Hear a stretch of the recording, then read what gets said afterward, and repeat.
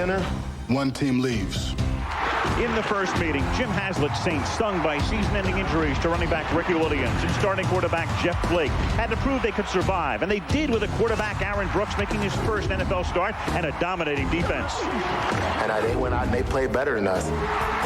In last week's rematch in New Orleans, the Rams needed a win and a prayer just to qualify for the playoffs. Marshall Faulk's fabulous day sparked the win, and the Chicago Bears answered the prayer. We still feel that we can beat anybody that is in the NFC right at this point. It's like a boxing match. They hold the belt, and if you want to get to the Super Bowl, you got to go through the best. These two teams are defined by the laws of improbability. The Rams were last season's out-of-nowhere Super Bowl champs. Two teams enter. The Saints are this season's improbable postseason participants. One team leaves.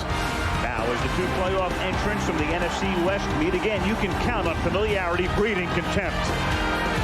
I expect them to come out like the bullies they are. It's going to be war. Two teams will enter. It's going to be a very physical, very violent game. One team leaves. Remember where you are. This is Thunderdome. Two teams enter. One team leaves when the St. Louis Rams meet the New Orleans Saints in this NFC Wild Card playoff. Ladies and gentlemen, boys and girls, dying times here. Are you ready for some football? Now it's playoff time and it's do or die. One team lives, the other steps by. The winner gets glory, fame, and cheers. The losers gotta wait till next year. You better be ready, strap in and hold tight. It's time to kick off this wild card fight. Hit it. Come on and hit it. Come on and get ready. Are you ready for some football? A postseason party. Yes, sir. The countdown to the kickoff has officially started. There's no neutral quarter in this heavyweight fight. It's the NFL playoffs coming on. That's right. The Louisiana Superdome, home of the New Orleans Saints since 1975, sold out for this NFC Wild Card playoff game as the NFC West champion. New Orleans Saints host the St. Louis Rams. I'm Al Michaels. Welcome to New Orleans. And never since the NFL went to this playoff format in 1990 has there been a more dangerous number 6 seed than the St. Louis Rams. But last year they got to the Super Bowl having to win 2 home games. This year they'll have to win 3 road games. First things first, if they win today, they face the Giants in the Meadowlands next Sunday. Meanwhile, the Saints went 0 for the 1900s in playoff wins. They've been in the league 34 years. They've never won a playoff game. They'll try to do that today under the guidance of Jim Haslett, who took over from Mike Ditka, who went 15 and 33 in his 3 seasons. Rams Saints coming up from New Orleans. FedEx presents the air attack and ground attack numbers for today's matchup between the Rams and the Saints. Now this experience. The Rams had the ultimate experience last year when they went all the way and won the Super Bowl. Now the Saints feel they got a taste of playoff atmosphere last week, but they're embarrassed and mad at how poorly they played against the Rams, and they're determined to play more disciplined and more physical today. The Rams have a couple major questions. Which defense will show up, if any, for St. Louis? And on quarterback Kurt Warner's concussion situation, when a quarterback has a concussion, his reactions and decisions slow down. Now, in an offense that is designed on precision and timing, we'll see real early how Kurt feels by how well Kurt performs. Not bad having an aspirin like Marshall Faulk to hand the ball to, though, Al. Against a very good Saint defense. That's the strength of the team. And this is a team that was 3 and 13 last year, 10 and 6 this year. Melissa Stark, how'd they do it? Well, Al, first of all, they brought in a new head coach, Jim Haslett. He changed the attitude. He brought discipline. The players respect him. Second, they brought in 38 new players. Half of the starters out there today were guys who weren't even here last year. Now, you may think that they feel like the underdogs, but here's their mindset. They think that they played their worst game of the season last week against the Rams, but they only lost by 5 points. So they're very optimistic optimistic, Al. And one of the reasons they played that worst game is one Marshall Faulk. He's always a treat to watch. We'll see him in action today, Eric Dickerson. Well, that's right. Marshall's a great one. I'll tell you, Al, the consensus is if the Saints hope to win this game, they have to stop Marshall Faulk. Now, last week against the Saints, Marshall Faulk had 200 yards rushing and 3 touchdowns. Now, what the Rams offense did is put themselves in a win-win situation. They had a lot of 2nd and 1, 3rd and 1. What do you do in those situations? The Rams opted to run the football with Marshall Faulk with the quick hitting trap plays, the toss plays. Now, what the Saints need to do is forget about last week, stop all this talking, and get ready to play some football today. Dennis Miller, you finished your first year on Monday night. We had a lot of great games on Monday night. It's a day game today, but the intensity is a little bit different. Al, the pitch is so fevered, we just had to give it Tylenol. Welcome to the Deja Vu Bowl, folks. The bonfire, the wannabes preliminaries are over. We're down to the best 11 teams in the league. Now, these two are tough to figure out. On the one hand, it's hard to imagine that St. Louis can float down to Mississippi, beat the Saints 2 times in a row in their own home field. But then again, the Saints were only 3-5 this year in the Superdome. As a matter of fact, that marks the first time in history that a playoff-bound team had a losing record at home. One thing about today's game is for sure, though, and that's that the rest of the combatants in this tourney are probably sad that the Rams got in because they have life now. And as any Clint Eastwood aficionado will tell you, if you're going to hang them, you better hang them high. But the Rams have the Marshall on Wild Card Saturday. Kurt Warner, Marshall Faulk, Isaac Bruce, and the world champions coming into New Orleans into the Big Easy to face Jim Haslett's Western champion Saints. New Orleans at the mouth of the Mississippi. Beautiful New Orleans. Some great sights, of course, with Bourbon Street and Jackson Square. And the site of several Super Bowls, including the Super Bowl following the 2001 season. This year's Super Bowl, of course, played in Tampa. Will either of these teams get there? First step today. If New Orleans wins, they go to Minnesota next Saturday. If the Rams win, they go to face the Giants in the Meadowlands on Sunday. Saints have won the toss. Back to receive is Fred McAfee. And McAfee is a Saint from long ago who then was around the league primarily with the Pittsburgh Steelers, brought back here by Jim Haslett. Jeff Wilkins, who had a perfect year. He did not miss an extra point or a field goal attempt, despite missing several games with an injured leg. Sends it skyward, and away we go from New Orleans as McAfee takes it from the 4-yard line. Still on his feet, out past the 20 to the 23-yard line. And now let's meet the New Orleans starting lineup, the backs and receivers. Aaron Brooks, quarterback, University of Virginia. Terry Allen, running back, Clemson University. Brian Milne, fullback, Penn State University. Willie Jackson, wide receiver, University of Florida. Joe Horn, wide receiver, Douglas Byrd High School. Lamont Hall, tight end, Clemson University. Aaron Brooks was a Green Bay Packer last year, was on the bench, and then the Saints acquired him in a trade earlier this year to back up Jeff Blake after the year with a broken foot. And on first down, they give the ball to Terry Allen, taking the place of the injured Ricky Williams. And here are the guys up front, a good New Orleans offensive front. William Rowe, offensive tackle, Louisiana Tech University. Kyle Turley, offensive tackle, San Diego State University. Wally Williams, guard, the Rattlers of Florida A&M University. Chris Naoli, guard, University of Colorado. Jerry Fontenot, center, Texas A&M University. Rowe, Naoli, and Turley were all #1 draft choices. From the 27 on 2nd and 6. Allen again for a gain of 1. It'll be 3rd down and 5. Let's meet the Ram defensive line and linebackers. And we have a little skirmish up at the 40-yard line.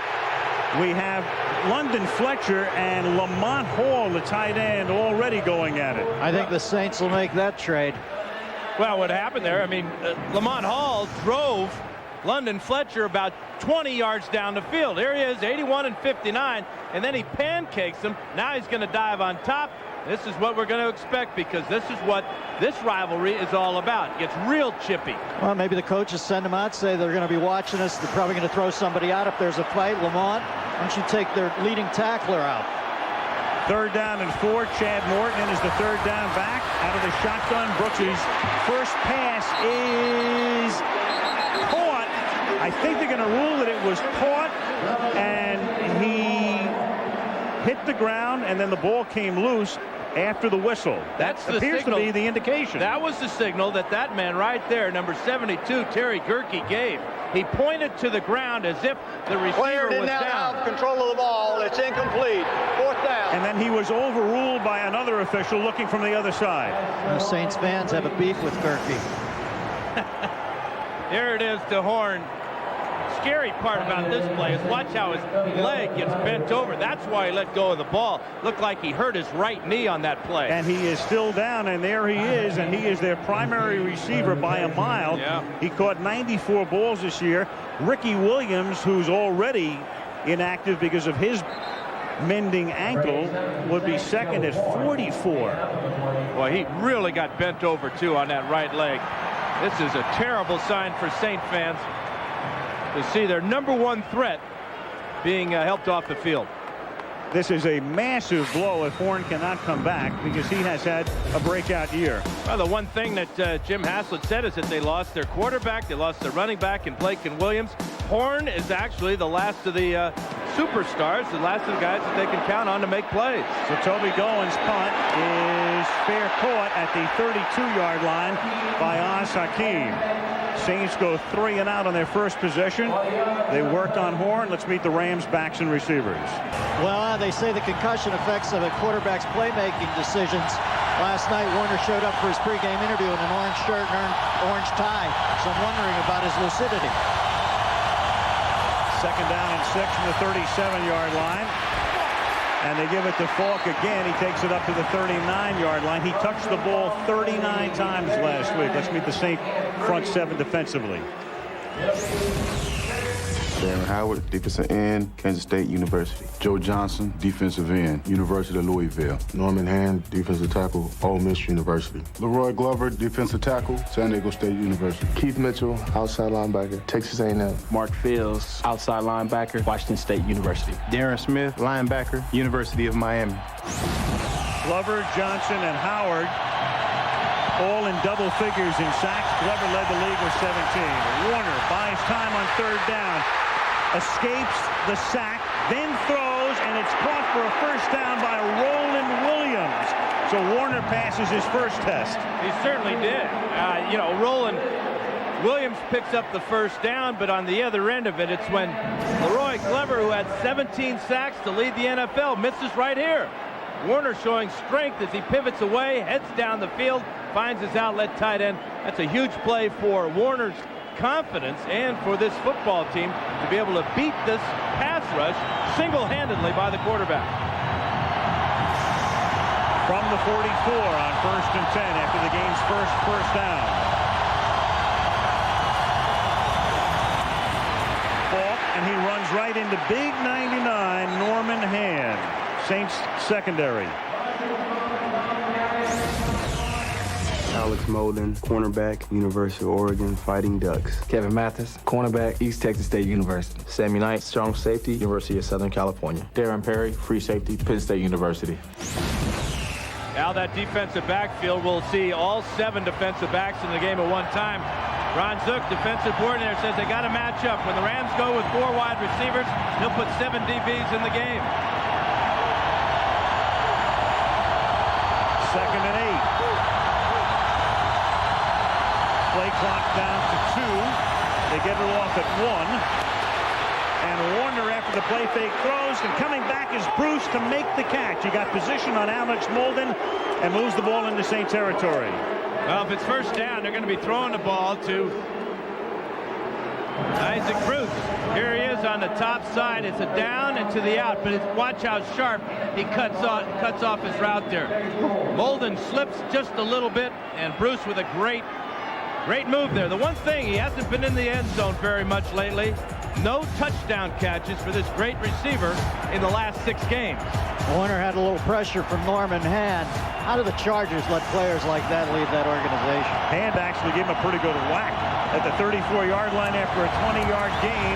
Back they go to the league MVP, and Falk fights his way for 4 or 5 yards. He does that so brilliantly. It looks like he stopped at the line of scrimmage. The next thing you know, it's 2nd and 5. I know, it's like he's doing the Charleston. The feet are up, they're down. What a thrill for him to be able to play in his hometown. Back-to-back games, 6 days apart. Here's some of those Charleston moves there, Dennis. Well, he went to Carver High School in New Orleans, and tell you a little bit about his all-around play. He played QB, running back, wide out, and cornerback for Carver. There are his numbers in his 2 seasons with the Rams on 2nd and 6 into double coverage, and it's almost intercepted and then almost caught on the rebound by Hakeem. Molden and Perry were back there. Bruce, the intended receiver, and alertly Hakeem came in and almost picked off the deflection for a touchdown. Well, Molden and Perry played great defense. Unfortunately, it was on each other. They might have had an interception here. Here, Hakeem. Ball underthrown. Molden gets the ball knocked away by Perry, and you're right, Al. Isaac Bruce almost came in and made an incredible touchdown catch right there. Had his hands underneath the ball, but made contact with a defender and couldn't hang on. And Dennis, you're right. Great defense in a bad time. So we're all right, Al. It's all good. 3rd and 6. Warner picks up the first down, and making the grab, having to reach behind him, is Roland Williams, and Williams has made 2 third-down receptions on the Rams' opening drive. You know, it's so infrequently that we see Warner put it anywhere except right on the dot, even when it's a little bit behind like that. It makes you wonder if he's still feeling dinged. One thing he wants to do is he wants to start throwing some more touchdowns. He's only thrown 3 since he came back from his broken finger injury, so that may have been one of the reasons he tried to force that one to Hakeem on the play previous. One of the reasons he has only 3 is Falk keeps running the ball into the end zone. Marshall with 11 touchdowns in the final 3 games of the regular season. From the 16-yard line, they give it to Falk, and Falk is able to knife his way for a 3-yard gain to the 13. What about Joe Horn? Let's check in with Melissa Stark. All right, Al, well, the bad news is he has a lateral sprain on his right ankle. Surprisingly, his ankles weren't taped, so they've taped up that ankle. Now, the good news is they have not ruled him out. He's testing it out to see if he can go back in. And what a big blow that would be. They're already minus Keith Poole, another receiver who would be their number 3 receiver coming into the game. There is Horn. Poole was the victim of that Devin Bush hit last week. So Jake Reed and Willie Jackson are going to be the key guys today, along with Robert Wilson. And I think Abramowitz comes in after that. He might. 2nd and 7, and Marshall Falk takes it to the 12-yard line. The Rams had a lot of success last week with Marshall Falk carrying the ball on similar type of plays, pitchbacks to the outside. That's because the strength of the Saints defense is right up in the middle. And when the Saints blitz, they want to put pressure on Warner right up the middle. So one way you counter that is to pitch the ball back to a great player like Marshall Falk. Good job this time by the Saints to force him back in. 34 down. They ran the clock out with 6 straight rushes, and I think they put that in the Saints' head that they can run on him. 3rd and 6. So now the Saints with their 7 defensive backs, the 4 on-rushing linemen, and there's a whistle before the snap. No play. Delay a game. Jerry Austin is the ref. Prior to the snap being made, delay of game, offense. 5 yards, it's still 3rd down. Going to make it 3rd down and 11. How about Marshall Falk last week? All he did was gain 220 yards rushing, scored 3 times, and led his team, as you said, Dennis, on that great last drive when the Saints had to run out the clock to ensure their 5-point victory. Hey, put this in the impossible but true thing. In 5 postseason games, Falk has a combined total of just 123 yards. That is mind-boggling. 3rd and 11 from the 17-yard line. Warner protected well, guns it to the end zone, touchdown, Isaac Bruce. And so the Rams, on their opening drive, a 17-yard touchdown, Warner to Bruce, and the 2 key plays with the 2 third-down receptions to Roland Williams. Well, he might be light sensitive, but it looks like Warner's f-stop is set at the right position. Yeah, I think he's okay. I think we can tell that. This is Isaac Bruce's first touchdown reception in 6 games. Great time for it as he gets inside Hawthorne there. The rookie defensive back from Purdue. And now Wilkins to the point after. The Rams go 11 plays, 68 yards and 5 ticks under 7 minutes. Jim Haslett looking on as his team has fallen behind early. Reverend Ike preaching to the conversions. 7-0, St. Louis. 5:58 remaining in the opening quarter. The St. Louis Rams, who came in through the side door, through the tradesman's entrance to the playoffs with the win here last week, and then the 54-yard Edinger field goal as Chicago beat Detroit, and now they have the lead 7-0. Doesn't matter where you enter the place, Al, as long as you exit through Tampa Bay. Yep. Wilkins line drive. McAfee from the 1-yard line runs into his own man up at the 20 and returns it to the 30 where he's tackled by Todd Light. So the Saints for the second time have the ball there. Bruce's touchdown, 7-0 St. Louis. This NFC wildcard playoff from New Orleans is being brought to you by the Wide Track Grand Prix by Pontiac. Wider is. You were doing a happy little Zydeco dance there, weren't you? Absolutely. Wow, bad plugs. You can tell. Some guys, they just don't, you got to pay top dollar to get them. Terrible weave. From the 30-yard line, Brooks throws off his back foot and over the middle to the tight end, Andrew Glover. So with Horn on the bench, they go to 1 wide, 2 tights, and Brooks leads them up as if they're going to go without a huddle here, and then they regroup. 16-yard pickup. You know what he does is he reads the blitz right in here. Bush comes, and he throws the ball over the tiny middle linebacker, London Fletcher there. Brooks is 6'4". I think he may even be taller. He sees the field exceptionally well. Only in the NFL can a guy 241 pounds be called tiny. I was thinking more about that 5'10", which is more like 5'8". From the 46-yard line, the toss, Terry Allen into Rams territory, and the one-time Viking and one-time Redskin, who was out of work until 5 weeks ago and was picked up by the Saints to replace Ricky Williams, picks up 9. Totally different second series for the Saints than the first time they had the ball when they went 3 and out.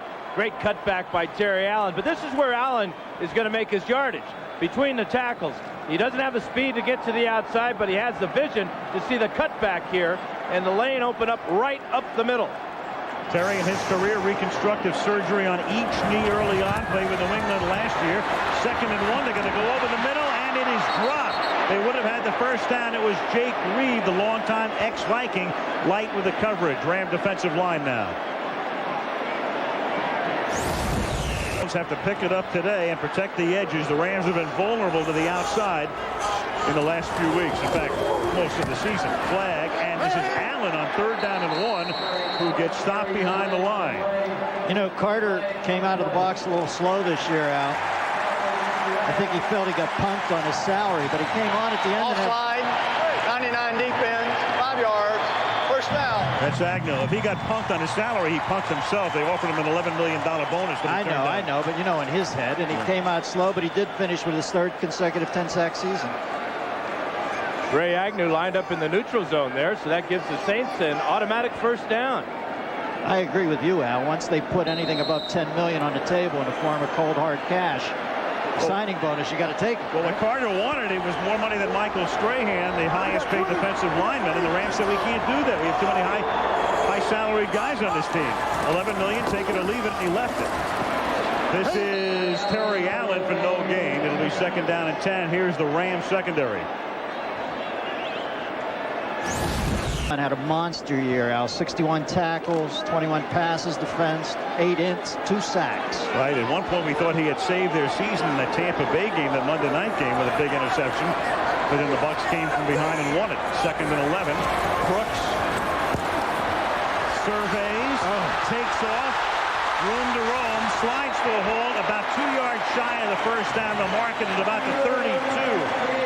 Quick first step. And the Rams will take that on defense. They were just playing that 2-deep zone that you know so well, Dennis.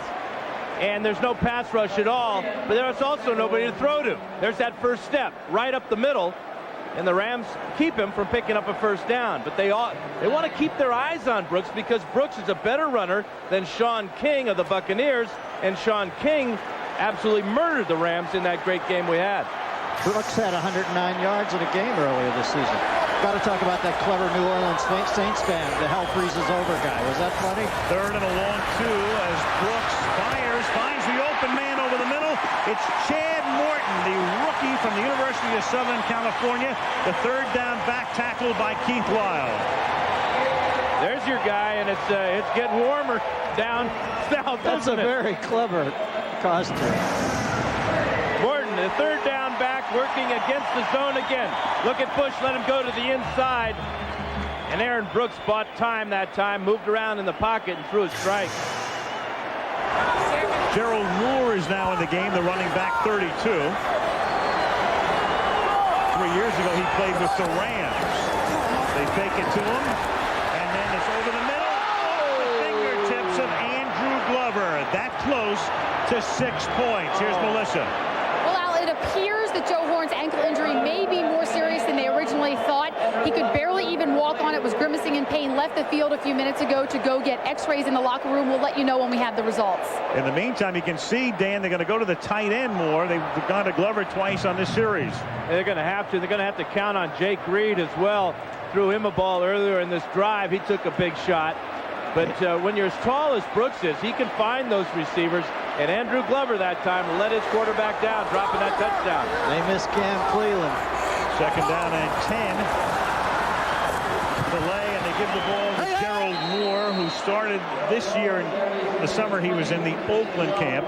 And then Randy Mueller has done such a brilliant job as the general manager. The new GM, along with Haslett, brought him in. Al, wasn't Moore with the Rams last year? He was with the Rams a couple of years ago. In fact, he was their leading rusher before they resurrected the team, made the trade for Falk. And, of course, last year out of nowhere to win the Super Bowl. And last week, he was the extent of the Saints rushing attack, ripped off a 40-yarder, but that was about it. 3rd down and 9. Brooks out of the shotgun. This drive began at the Saint 30-yard line. Minute and a half to go in the opening period. Brooks backing all the way up, and from the 40-yard line with a flag thrown, the catch is made at the 19 by Robert Wilson. There's a flag down at the 22-yard line. That ball was simultaneously dangerous and sweet. What a pass. It was a 3rd and 9. Holding, defense. Automatic first down on a 3rd and 9 where Brooks had backed up about 15 yards. They convert through penalty. You know, Brooks' second cousin is Michael Vick, and he's got some of his chops, doesn't he, Dan? Yeah, and by moving around like that with those chops or whatever that is, he forces the Rams in the secondary to reach out and grab one of the receivers because Brooks had 6 or 7 seconds before he let that ball go. Penalty was on McLean. The holding call, the ball now at the 15. Approaching the final minute of the opening quarter. 7-0 St. Louis. Brooks scrambles away. Are you kidding me? And turns a sack into a 3-yard gain to the 12-yard line, breaking out of a Jeff Scanina would-be tackle. Well, in a season full of surprises, the Saints received the most pleasant surprise with the play of Aaron Brooks. After Blake got hurt, Brooks has proven that he's a double threat, as we've seen, especially on that last play. But, you know, more importantly, he's led the Saints to their first NFC West title since 1991. And in this first playoff start, this second drive made all the big plays. Waning moments of the quarter. 2nd down and 6 to the ground again. And the ball in the hands of Gerald Moore for no gain. And that is the way the opening quarter will climax. One period gone in the Big Easy. St. Louis 7. New Orleans nothing. This wild card playoff game returns after this message and a word from our aide. Come to New Orleans. Al Michaels, Dan Fouts, Dennis Miller, Eric Dickerson, Melissa Stark. At the Superdome, the Rams on top. The numbers for the first quarter. Well, these numbers right here represent Kurt Warner getting off to a great start. 4 out of 5 and a 17-yard touchdown pass to Isaac Bruce. 3rd down and 7. For the Saints, this long drive began at their own 30 out of the shotgun. Brooks protected well to the end zone. Caught. Touchdown. Robert Wilson. Wow. This Brooks kid, first time I've seen him, he's unbelievable. So with Horn out, Robert Wilson, who did not catch a touchdown pass all year, who caught 11 balls all season in his second year from Florida A&M, has put Jim Haslett's team within a point. And now the conversion upcoming. A lot of QBs coming out of Green Bay, Al. The other guy, Warner, in this game, Brunell, Brooks, they're feeding him something up there. Doug Ryan for the point after. And so the big holding call on Dexter McLean keeps the drive alive. Brooks leads them 70 yards to the end zone. Wilson scores 7-7.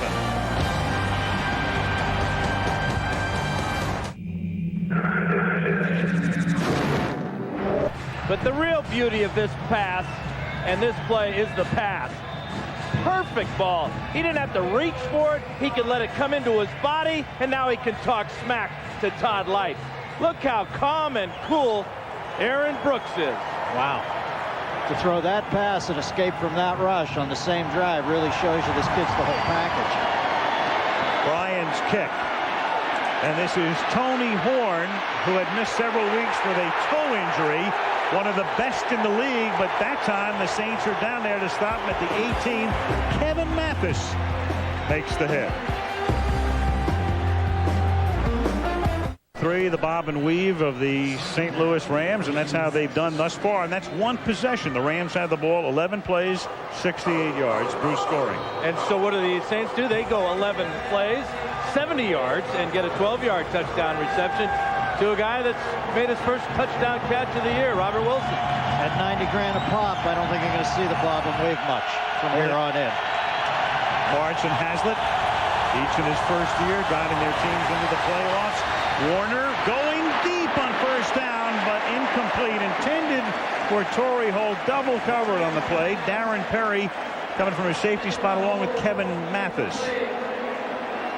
2nd and 10. Well, Dick Vermeil guided the team to the Super Bowl last year, then retired 2 days later.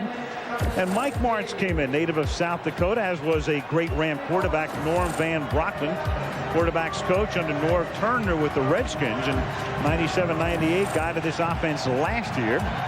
Called all the plays, and that elevated them to the top spot when Vermeil decided to go back to pipe and slippers. In his 32 games in those two positions, 1,066 points, Al. That's better than Hastings. 2nd and 10 is a flag down. And also, Dan, as you know, it's... 50. 5 yards. It's still 2nd down. That's Ryan Tucker. Norv Turner, if he gets a head job, I assume, will take it, whether it's college or pro, but Mike Martz and the Rams are talking to Turner about the offensive coordinator spot. And that would make it a lethal offense, even more lethal, with Turner's mind working along with Martz. You see Tucker jump off sides there. Rams have 3 penalties, and 2 on that last drive kept drives alive, and offsides against Agnew, and then the pass interference for holding it against McLeon. 2nd and 15 from the 12-yard line. Warner throws, it's tipped, and it's incomplete. Getting a hand on it was Keith Mitchell, who will be going to the Pro Bowl. 59. That might be your first chippy little shot there, too. Keith Mitchell's going to be a busy man today. He's going to be responsible for taking Marshall Faulk a lot of the time as the Saints try to match up with their personnel. Here's the tip. Quick little hot read there. Good athletic ability as Warner was trying to squeeze the ball into Ricky Prohl on the hot pass. 3rd and 15.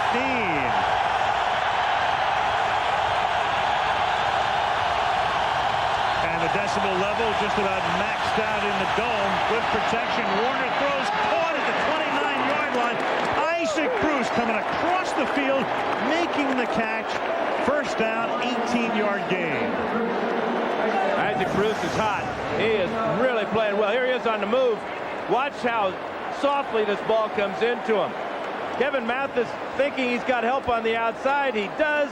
but it arrives a little bit too late as Sammy Knight comes over after the catch. But Warner and Bruce just working so smoothly together. 3 catches now for Isaac Bruce. Rams 4 for 4 on 3rd down thus far. 3 for 3 on the opening drive, which resulted in a Bruce touchdown.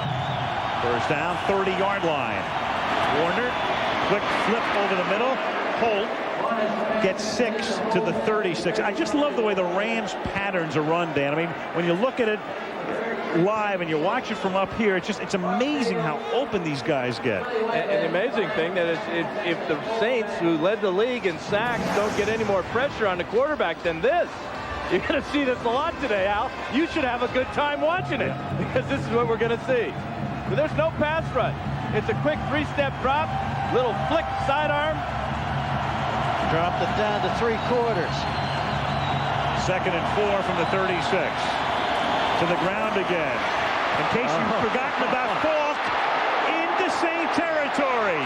Inside the 20, bumped out of bounds. Inside the 15-yard line. They'll mark it at the 13. And a flag, though, for holding. It's going to come back. How many ways can you kill yourself in the first half of a ball game? The one sure way is to have a lot of flags. 86 offense, 10 yards. Roland Williams, who bailed out the Rams on their first drive with a couple of catches, is going to reach out and grab. Looks like Keith Mitchell, number 59.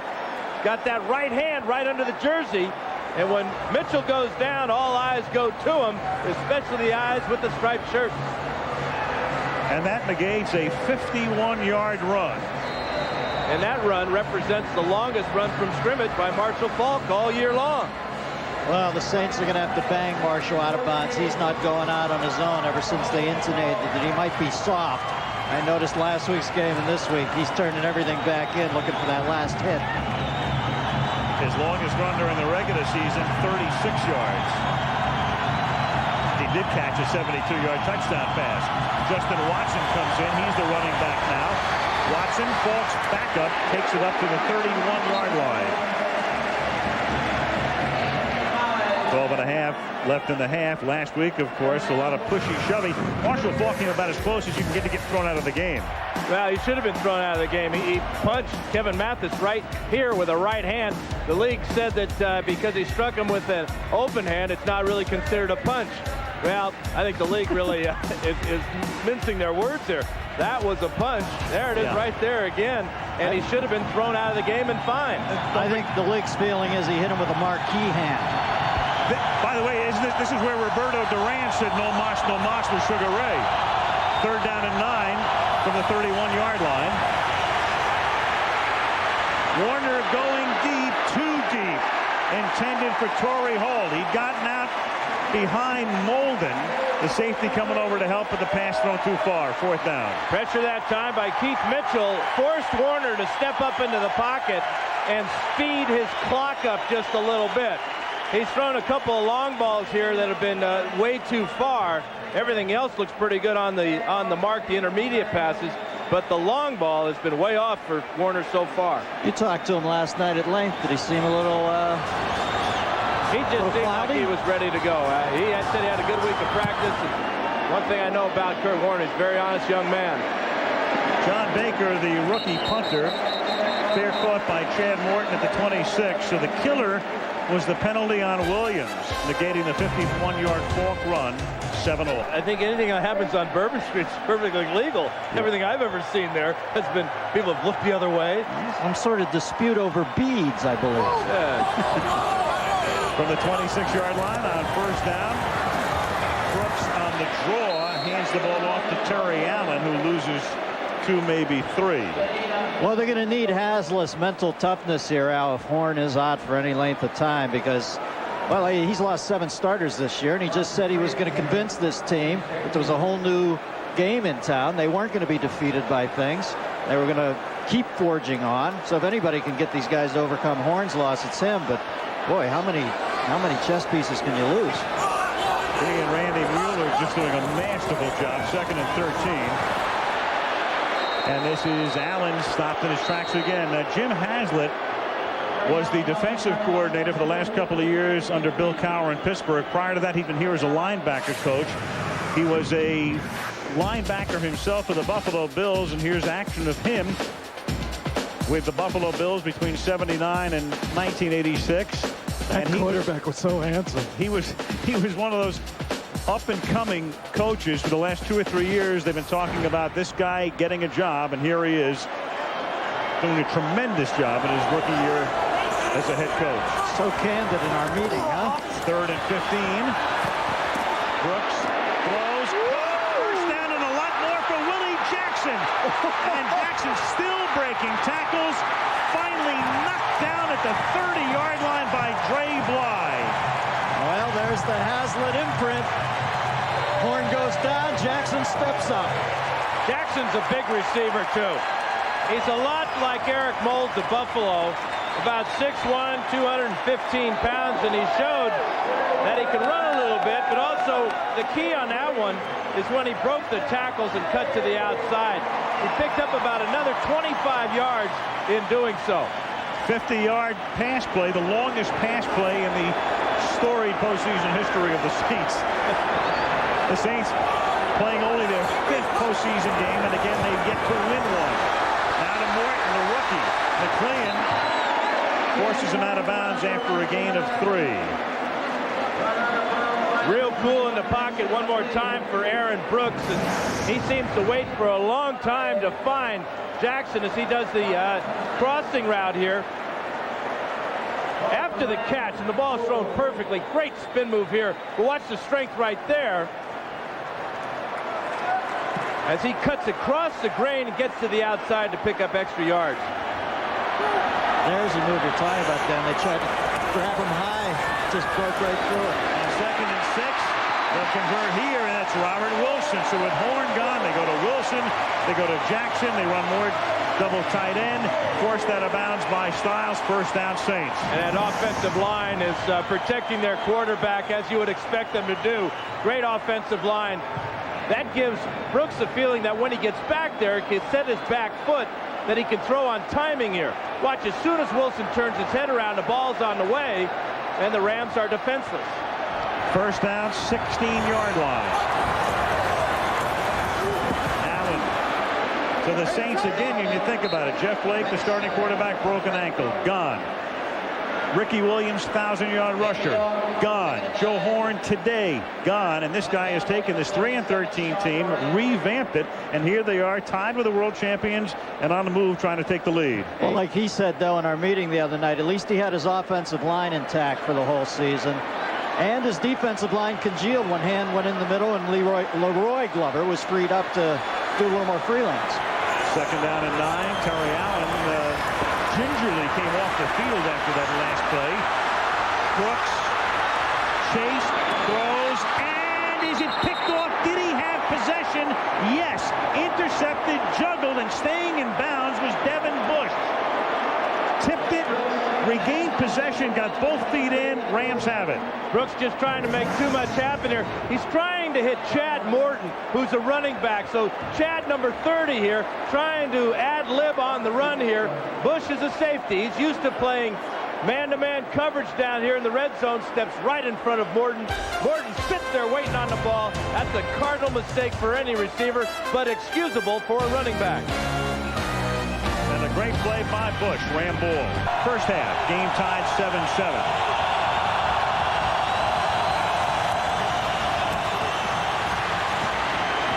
This is Marshall Faulk. Let's go back to last week when Devin Bush put this pop on one Keith Poole.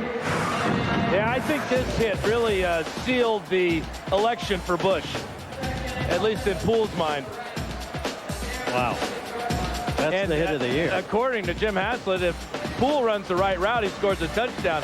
But for some reason, Keith thought he should cut it over the middle and right into where Bush was playing. Well, I think Pavlov will tell you that he will run the proper pattern in the future. 2nd down and 7 from the 11-yard line. Halfway through the second quarter. Faulk again to the 14.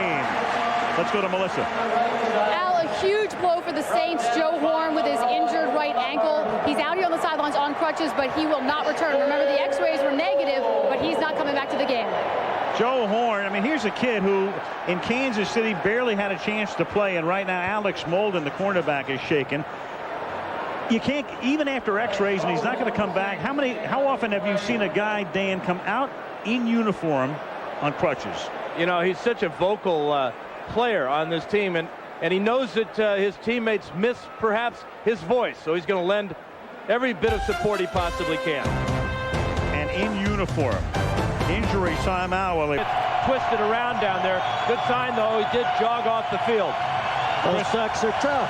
Chris Canty comes in to spell him. 3rd down and 4 from the 14 after the injury timeout. Warner under pressure. Sack at the 11. The Saints led the league in sacks this year with 66. That's an average of better than 1 per quarter, and that's Keith Mitchell.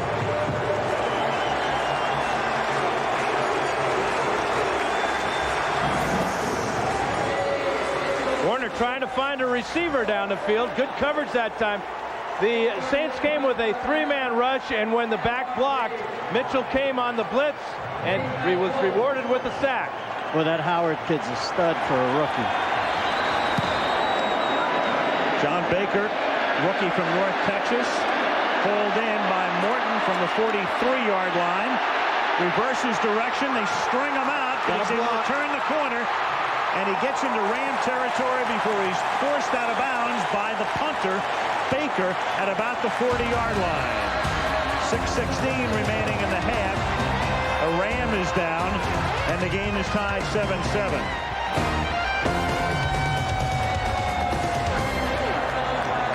Here's Dre Bly right here. This is Sammy Knight. Watch him zero in with a blindside shot.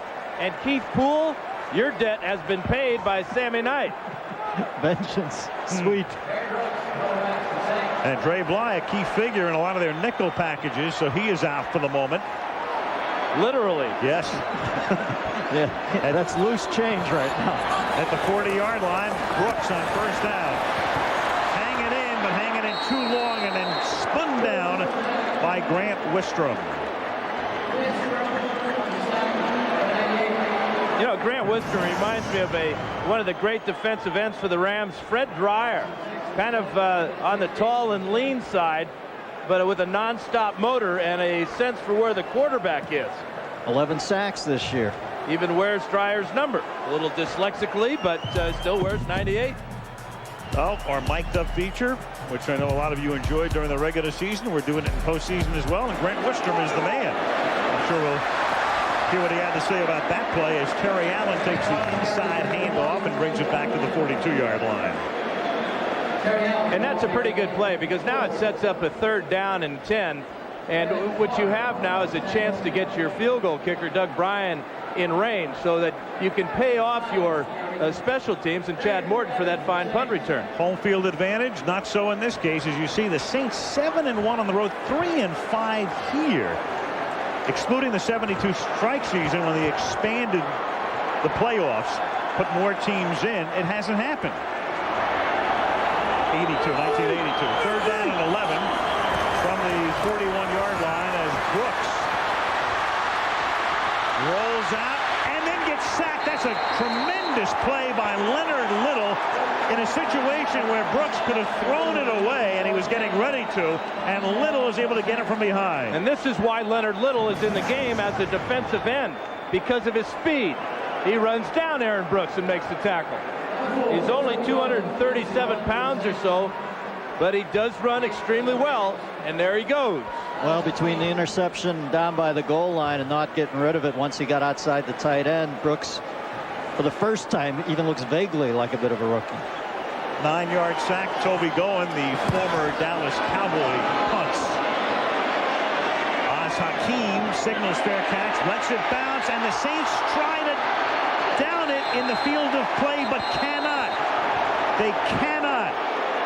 It was Thomas down there who could not keep it in the field of play. Through his hands and into the end zone. 4:25 to the half. Side. Joint is jumping. Alex Molden is back in the game, the cornerback for New Orleans, as the Rams take over at their own 20-yard line. 4:25 to the half. The game tied. They set up the screen. Caught underneath, but broken up beautifully. Falk makes the catch, and the other 28, Chris Oldham, is there to stop behind the line of scrimmage. Let's check in with Eric. Well, Al, I asked Marshall Falk about did he think he'd run the ball as much as he did last week. I asked him about their game plan. Falk says each week that they go out, they do not have the scripted game plan that most NFL teams have. You'll say we're going to run 30 plays, we're going to pass 30 times. He says that what March does is he goes into a game and see how it plays out. He said he doesn't care if he throws the ball 60 times. So lots of time when these guys go into a game, they'll have no idea what the plays they are going to run. Thus far today, Eric Falk's carried 8 times for 23 yards. That kept him in check. He's caught 1 pass for -1, and reaching out and not able to come up with the ball at the 32 is Ricky Proehl. It'll be 3rd down and long. Well, you've waited long enough, and now it's time for Blue to return. The whole gang back for a brand new year of NYPD Blue. It begins Tuesday, January 9th at 10 Eastern and Pacific, 9 Central. Right here on ABC. Viewer discretion is advised, it says in the card. That's what they say about our show, too, Denver. Well, this year, both Dennis Franz and Ricky Schroeder have asked to be called Rick. Kind of interesting. I'll do whatever Denny wants. Rick Franz. We've got New Orleans blue as the Rams are wearing their home jerseys because Jim Haslett doesn't like the fact that the Saints can't seem to win wearing their black ones. The Rams have just taken a timeout. Prepare it. Wide open on 3rd and 11, and making the catch is Isaac Bruce, and the Rams have been great converting 3rd downs, especially 3rd and long.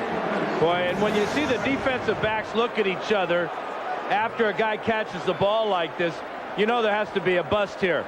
Zone principles, and with the speed of the Ram receivers on the inside here, again we're seeing Isaac Bruce cutting to the outside and just being all by himself. Despite the fact Warner missed 4.5 games with a broken pinky, and now a timeout is taken again by St. Louis, their 2nd. So the Rams have been forced to burn 2 timeouts on this drive. This before a 1st down call. I want to thank Marie Callender for that last graphic. Alamode.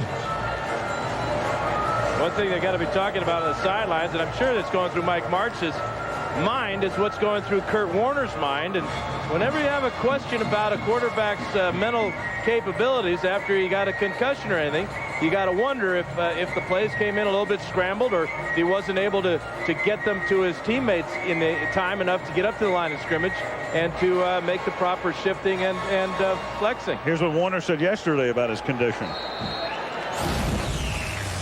I feel good. The only problem that I've had this week is sensitivity to light.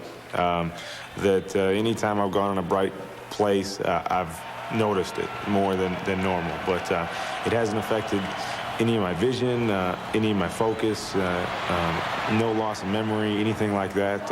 Everything's been good. We practiced every day this week, threw the ball very well. So I don't foresee there being any problems. He hits Falk there, and Kurt Warner right now is 9 of 14. There it is for 107 yards. He's just having regular good games now, whereas we've been used to him having these games that you can't even fathom. Teams are playing a lot more zone against the Rams. They do not want Warner to throw the bomb as well as he has earlier in the year. 2nd and 4 from the 47-yard line. Warner checks off, throws, picked off, intercepted by Sammy Knight. Inside the 40, the ball is batted out of his possession, but they will retain it. Torrey Holt batted the ball away, but it goes out of bounds, and the Saints retain possession. I'm not so sure this ball wasn't hit at the line of scrimmage, because by the time it got to Sammy Knight, it was going end over end. There's the hot receiver, Proehl. That's who Warner wanted, and there is Knight stepping in front. But the question I have is whether the ball was hit before it came out of his hand. And you know what? It was. It was Darren Howard, number 93, who just got in there to deflect that pass, and Sammy Knight picks it off. Torrey Holt made a great effort down there, but he's got to take a lesson from Bill Russell. You got to send that rebound or that block shot over to one of your own guys.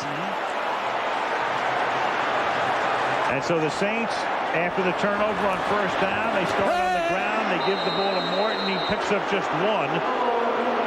to the 19-yard line. It's about 4 or 5 times now that the Saints have run the ball straight up the middle, either with Chad Morton or Gerald Moore or Terry Allen on first down. Really not giving themselves a chance to have a more manageable second down and third down situation. 2-minute warning. The Saints threatened to take the lead at the 2-minute warning. The game tied 7-7. NFC Wild Card Playoff from New Orleans. Clark's New Year's Rockin' Eve starts at 10/9 Central on ABC.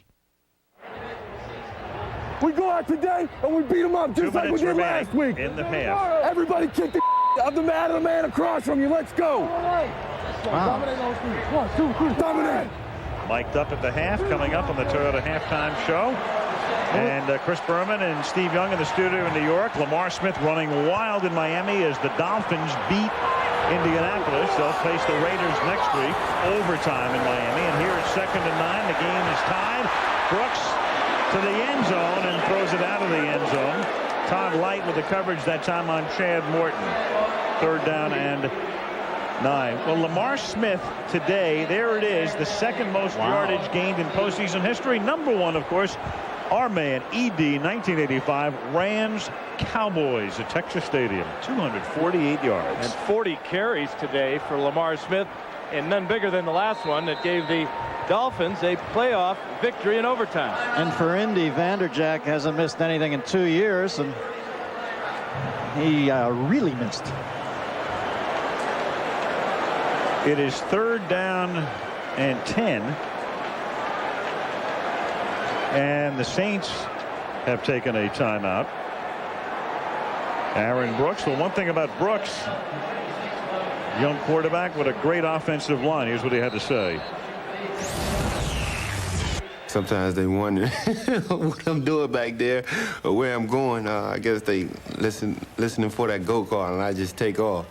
But it hasn't been a problem yet, because at times when I'm back there, sitting in the pocket, delivering the ball, you know, it makes them look good. And also, you know, getting out of the pocket when nothing is there, and, you know, instead of taking a coverage sack, I can still get out and make some things happen. And that's what he's going to have to remember. Last play, he had the opportunity to pull the ball down and take off and pick up 5 or 6 yards. Instead, he decided to throw the ball away out of the end zone. But his decision-making right now, he's not as sharp as he was to begin this ball game. 3rd down 9 from the shotgun. Line of scrimmage is the 19. They'll run it, but only for 4. So now they'll bring in the field goal group to attempt about a 33-yard field goal to give them the lead. Doug Bryan is their place kicker. 6'4", 205, 4'5", 40. I'm surprised they don't put more preset runs in for Brooks. The 205 worries the coaches, Dennis. He is very slightly built. Looks like he knows how to handle himself, though. I don't know. I'd probably at least set up 5 or 6 runs a game for him. Yeah, that's why you're sitting up here with me, pal. That's not why he's sitting up here with us. Yeah, Al, I'm still trying to figure out why he's sitting up here with us. I'm sorry, Dennis. That's all right. Happy New Year, my friend. I love being the foil. I'm having a tough day anyway. I was in line for that Virginia job, and that fell apart. Aerial coverage provided by Southwest Airlines. In case you haven't heard, Al Groh resigns as the coach of the New York Jets. He's going to be the head coach at Virginia, replacing George Welsh. That's the big news of the day in the NFL. And, you know, when we were on the field before the game talking to some of the coaches on both staffs, they were stunned. This is a 33-yard attempt by Doug Bryan. Toby going to hold to give New Orleans the lead, and the Saints are out in front. Nice course management by Jimmy Haslett in the first half. Never won a playoff game, playing a little close to the vest. Why not? At least keep the team interested for the second half. After the Rams had marched down the field on their opening possession to take a 7-0 lead, the Saints, minus their starting quarterback, minus their top running back, Ricky Williams, and losing Joe Horn today, out in front. And minus their tight end, beginning of the year, Cam Cleveland. Yeah, he goes down. So you got a tight end, wide receiver, running back, quarterback. and yet they refuse to give in to all that negativity. Hey, as much as I like Jeff Blake, and he might throw the best deep ball in the business, I'm not sure he is the #1 quarterback anymore from the looks of this guy. Well, the one thing Blake has is experience, and that's the only thing that Brooks lacks. Jeff Blake has a long, tough road coming back from a real nasty broken foot. But he is anxious. I saw him at practice the other day, and he would love nothing more than to be out on this field. But he's giving his support, Darren Brooks. He knows that for the Saints to get their first playoff win ever, it's going to take everybody. See how this song, I always bring it up, and you never know what I'm talking about. This is Enter Sandman by Metallica, one of the greatest songs of all time. Thank you, Casey Kasem. Toby going his kick. Fielded at the 4-yard line by Tony Horn, and then he drops it out of bounds. And the Rams, who are without a timeout, they took their last timeout before Brian kicked the field goal to save some time on the clock, find themselves pinned. The Rams really thought by having Tony Horn back this week, bringing back kickoffs, it would be a tremendous advantage to him. Best thing he did there that time was escort this ball out of bounds before the Saints could get down and recover. Hypothetically, if I return kickoffs for a living, that's how I would do it. So at the 10 now, Larry Pasquale, the special teams coach. First year, Larry around for a number of years, most recently with the Jaguars. First down at the 10-yard line for the Rams without a timeout. And they give it to Falk, and Marshall gets banged back after a gain of 3. Let's go down to Eric. Well, what I did, I asked some of the offensive players how do they feel about the Rams defense. You know, they've had a lot of games they've been in. The Rams defense have let them down. And surprisingly, the guy said, you know, a lot of that is our fault. We score too fast sometimes. We put out defenses and sometimes in uncompromising positions. And I was very shocked. They said, you know, as a football team, what we do, we just stick together. Yeah, you know, you don't want to hang your defense up by going over 5,000 yards in a season. Huh? 2nd and 7. The Rams are going to be content to run out the clock. If the Saints stop them for no gain here, they may take a timeout. They have 2 left. This is Falk, and they stop him for a loss. And now let's see if New Orleans takes a timeout on 3rd and long. And they do, so the Saints take a timeout. The one thing the Rams know is that they give the ball to number 28, he's not going to fumble. Hasn't fumbled all year long. And you can see as Darren Howard goes in there, Saints are looking for the ball. But watch how closely Falk holds it to his body. Never swings it out away from his body. Therefore, he's less susceptible to fumbling. Check in with Melissa. Well, Al, they have reevaluated cornerback Alex Molden. Originally, they said that it was a stinger. Now they're saying it is a mild concussion. They're going to hold him out for now and see if he can play in the second half. Interesting, because he'd been hurt, then he came back in. Now they've taken him out. Boy, Jimmy Haslett and his staff made some great adaptations during the week on Falk, didn't they, Al? Unbelievable. Absolutely. Well, Haslett, I mean, it's either Haslett or Andy Reid are the guys who just pulled off miracles this year, Reid in Philadelphia. Yeah, Fisher's a stud too, though, man. Yes. Well, the problem is for Coach of the Year, it's always who made the most out of the least. 3rd down and 10. And that's thrown out of bounds. And so with 31 seconds left, the Rams are forced to punt. Thing about Haslett, he was one of 4 guys interviewed by Randy Mueller. Mueller got the job. He interviewed Dom Capers. He interviewed Gary Kubiak, the offensive coordinator at Denver. And he interviewed Art Shell twice. And then Haslett, the 4th guy. Well, can't quibble with this choice. Although you look at Art Shell's record during the regular season, I was surprised, man. He had a really great record. Took the Raiders to the AFC Championship game during that run in L.A. Baker's kick. A flag is down in the end zone. It is Morton who will run it back, and Baker was run into. The question is the 5-yard or 15-yard variety by Fred McAfee. It appears to be the 5-yard variety, the Garden variety. It was 4th and 10, so they'll have to kick again. Watch Baker keep his leg out there, too. He kept his leg out there long enough for McAfee to run into it. That should be about a 3-yard penalty. That should be a 2-year contract with the Rockettes, keeping it up that long. What the Saints lose, though, is 11 seconds. Still have one timeout to work with. But with Joe Horn out, I would expect that the Saints would be looking for Jake Reed a little bit. The Rams are going to decline the penalty because why punt again and you know run the risk of an errant snap or a block kick? So the Rams are basically saying, forget it, forget the penalty. If you can go 20 seconds and get yourself in field goal range, more power to you. And John Baker had one punt blocked earlier this year against Kansas City. So the penalty is declined. The Saints need about 20 yards or so to get in Bryant's field goal range. The ball is at the 48. Brooks. And throws that one into the bench area, intended for Willie Jackson, covered by Dexter McGlean, and that took 4 seconds. Well, that was a pretty smart pass, because if you're not outside the tight ends, you have to at least sell that pass that you're throwing away by getting it reasonably close to your receiver, or they're going to flag you. Yeah, he did a good job with that. Talked about Bryant's range. His career long is 56. He's had 2 field goals blocked this year. Both of them were long ones, one a 51 and one a 52-yarder. So that's what's going through Haslett's mind right now. When do I let this man go for it? Get it into the barn, Jimmy. A nice first half. 2nd and 10. It's caught. It's over the middle. Trying to get into field goal range is Jake Reed, and he's able to get out of bounds with 8 ticks left. The line of scrimmage will be the 41, so you're still talking about a 58-yard field goal attempt.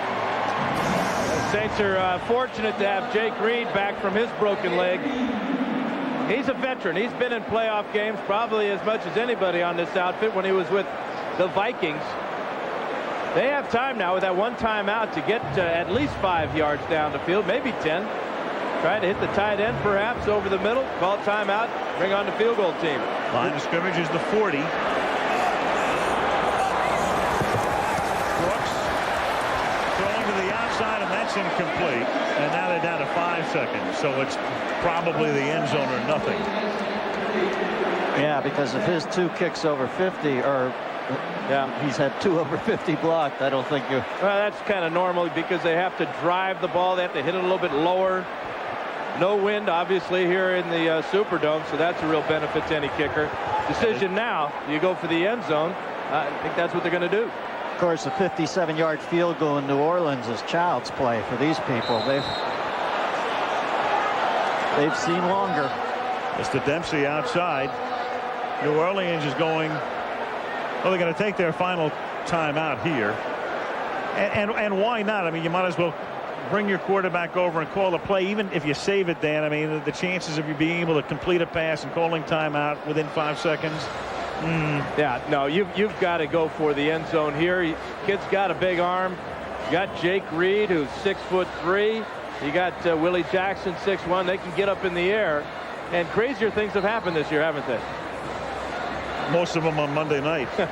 Citrus Bowl, Rose Bowl, the whole thing happening coming up. Big bowl day, New Year's Day, right here on ABC. Michigan against Auburn gets it started. Rose and Fiesta Bowl to follow. I'm feeling Willie Rowe tackle eligible right now. Just got a feeling.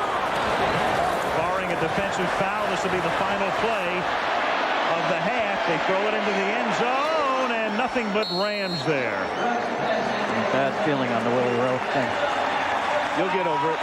Into the half, and the New Orleans Saints, champions of the NFC West, down 7-0 early, now lead 10-7. Toyota halftime show coming up when we return after this message from the National Football League and a word from our ABC stations. Colts fittingly in South Florida, all by guys named Chad. That one by Chad Cota, who was 14-0 at the half, the Colts. But that famed Jay Fiedler to Jed Weaver touchdown combination with under 40 seconds to go ties the game at 17, and we're moving to overtime. Normally dependable Mike Vanderjagt, 49-yard field goal, a bad shank. Could have won it for Jim Moore and company. No good. 11.5 minutes into the overtime. Running on second down, a lot of teams would have kicked it. Lamar Smith caps off a record-setting performance. 17-yard touchdown. 23-17 Miami over Indianapolis for Coach Dave Wannstedt. Hey, we win around here by playing special teams, playing great defense, and running the ball. 200 yards rushing today. Lamar Smith, 209 yards rushing. Only Eric Dickerson has run for more in the playoffs, and the 40 carries breaks the old mark of 38 in the postseason by John Riggins and Tampa Bay's Ricky Bell. So Miami now moves on to play another offensive-minded team. They'll be at Oakland next week. And what about Jay Fiedler? You said on the pregame, Steve, that replacing legends, as Fiedler has done with Dan Marino, that you were defined by what you do in the postseason. Pretty good definition so far. And then how do you think he felt at halftime? He'd thrown 3 interceptions, did 14-0, and I got to give him a lot of credit for kind of the second half, and then leading that last drive in regulation. He really did a lot of that, and I give Jay Fiedler that emotional attachment with the Miami fans as they left Pro Player Stadium. This is the beginning, hopefully, for a long career for Jay. So Miami wins it, and Jim Mora, Peyton Manning, I wonder what they got to do to win a playoff game. As look like his normal self. I really got to believe that he's still feeling the effects of that concussion he suffered just 6 days ago here in the Superdome. You know, the concussion he got last week wasn't even on a very big hit then, so maybe the one sack he did shook him up again. He might have suffered that concussion underneath Warren Sapp the week before. Yeah. At the 7-yard line. This is Tony Horn returning it to the 30-yard line. Ram offense, just to reset it right now with Kurt Warner at quarterback, and then you've got Falk. Holcomb has played very sparingly here. Holt and Bruce outside, and Williams the tight end, and then the men in the trenches. Pace will be going to the Pro Bowl. He's the key guy. Newton, McCollum, Timmerman, and Tucker. And it was Ryan Tucker, the penalty on Tucker, that negated the 51-yard Marshall Faulk run in the first half. Fred Thomas replaces Alex Molden at cornerback for New Orleans. From the 30-yard line on first down, it is tipped and incomplete. Tipped by Darren Smith, the linebacker. We talked about Kurt Warner's good start. Now he tailed off. Aaron Brooks also was more effective in the first quarter, but both quarterbacks throwing pretty even there in the passing yards. 2 sacks of Brooks just one time for Kurt Warner going down. The amazing thing in this game is that the score. You know, the Rams only have 7 points, and the Saints hanging in there with the 3-point lead. And the Rams 7 came on that opening drive, 2nd and 10 from the 30.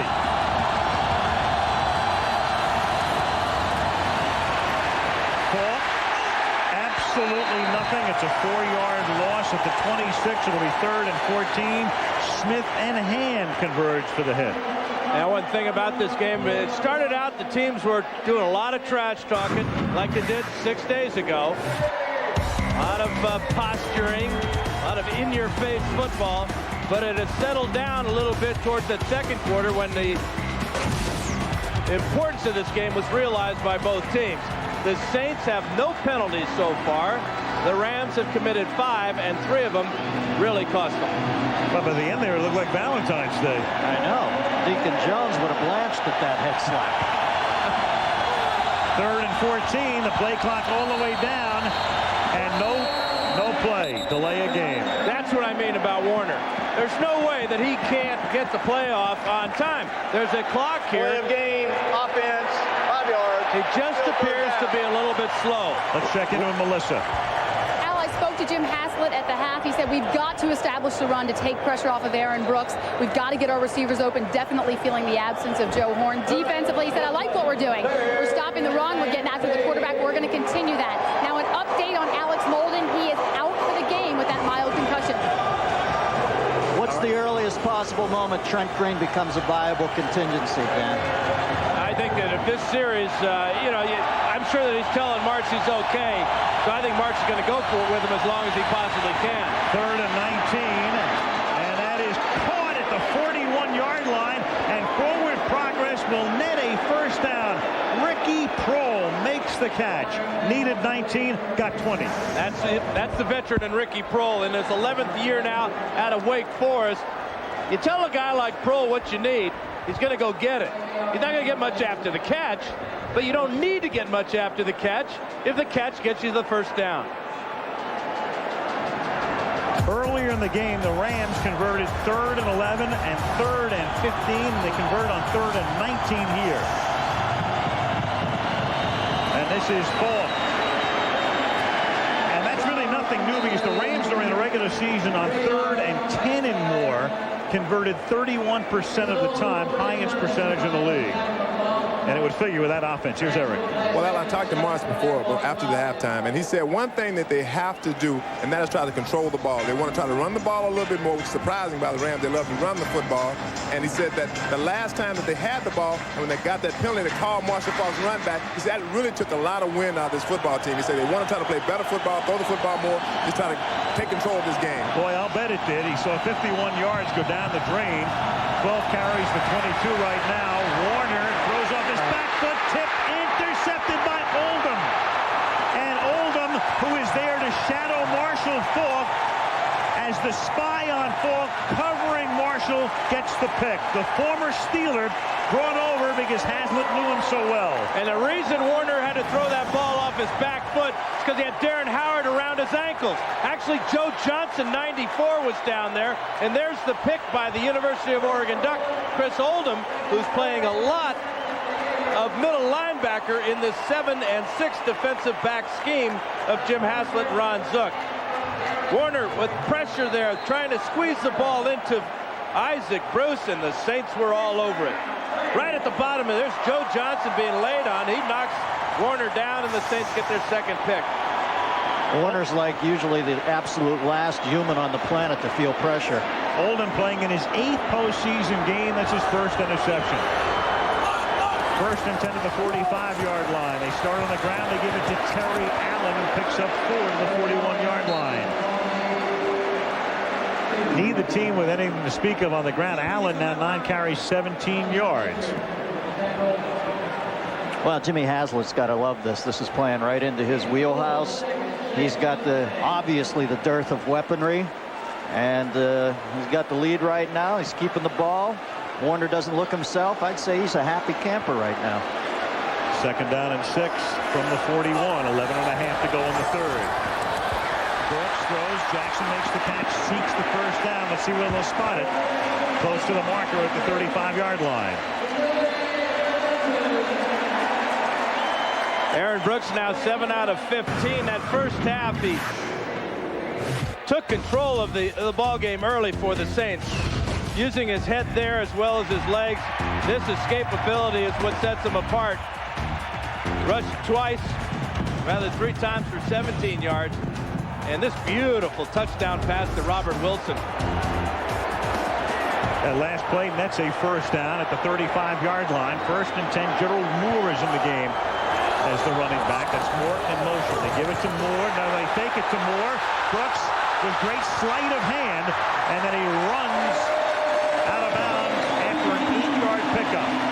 Al, as you took off these names, it becomes more apparent what an amazing job the GM and coach have done down here. You're talking about Gerald Moore, and I don't disparage any of these people, but I mean, obviously they're not really known. Willie Jackson, Gerald Moore, Aaron Brooks, unbelievable job.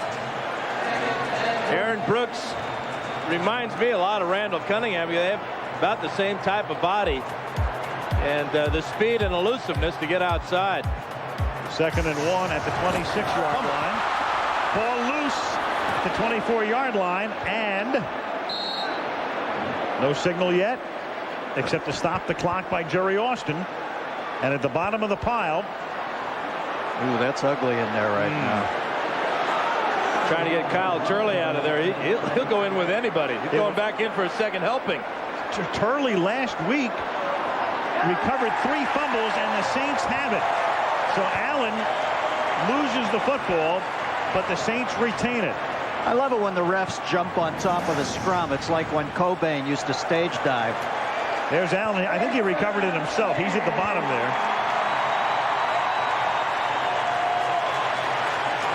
Looks like the handoff was never made cleanly.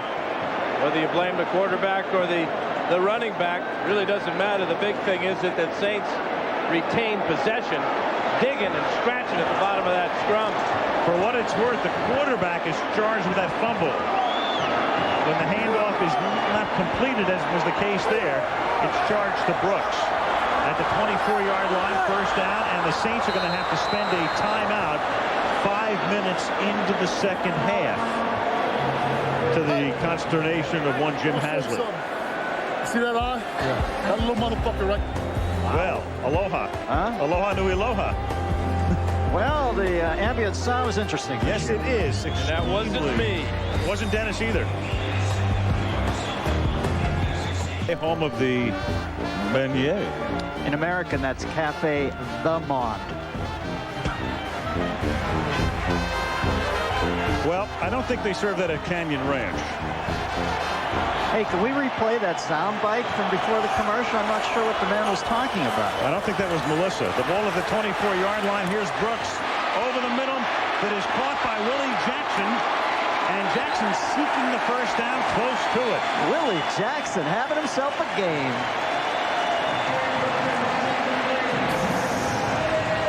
And it's his running ability after the catch that's so impressive. Watch him step away from Todd Collins here, 54.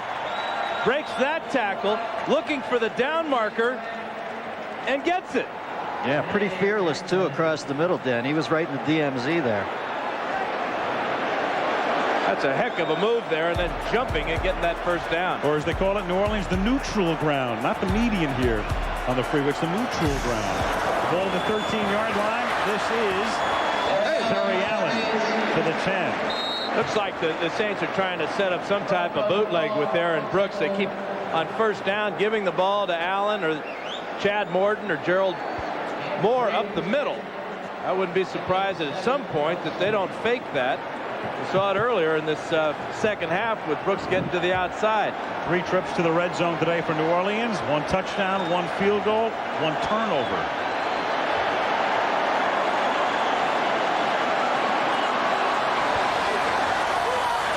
Second and 7 at the 10.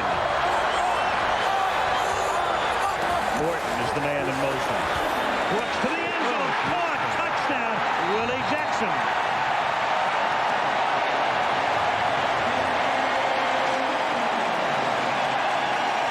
Not only did Brooks pierce the St. Louis Rams' heart with that throw, he also pierced Willie Jackson's. Couldn't have dropped that one. He stuck it right in his clavicle.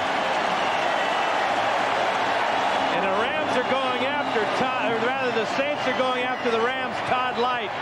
Twice now they found receivers the Light had tight coverage on, but just a perfect throw has resulted in a touchdown. Ryan for the point after. Kurt Warner is intercepted. Then the Saints go down the field. Jackson makes it pay off. Saints by 10.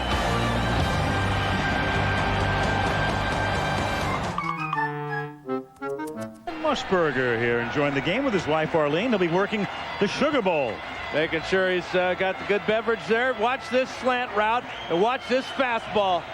Right between the eights. Todd Light can do nothing to stop Willie Jackson from scoring. Brett with the shirt, sweater, and winter coat for the indoor game.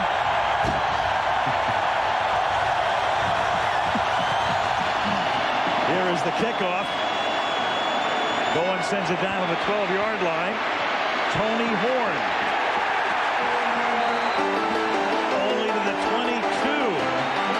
Aaron Brooks, who's been a starter for a month and a half. 17-7. Of this NFC wildcard game from New Orleans, brought to you by Budweiser, with a crisp, clean, refreshing taste you'll find in no other beer. Phillips, technology that's making life a little better all the time. Dodge and nearly 3,000 dealers invite you to come see what's different. And Southwest Airlines, proud sponsor of the NFL and official airline of the Super Bowl. The Olympics here next year.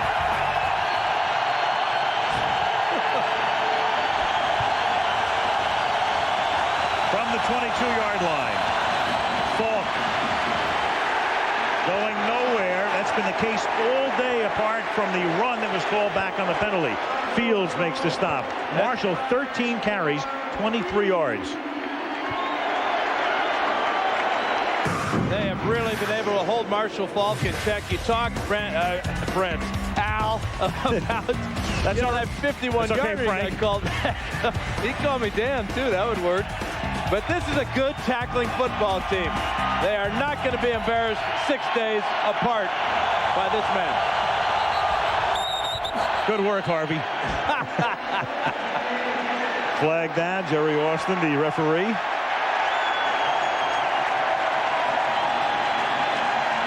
Ball start, 76. Orlando Pace. 5 yards, still second down.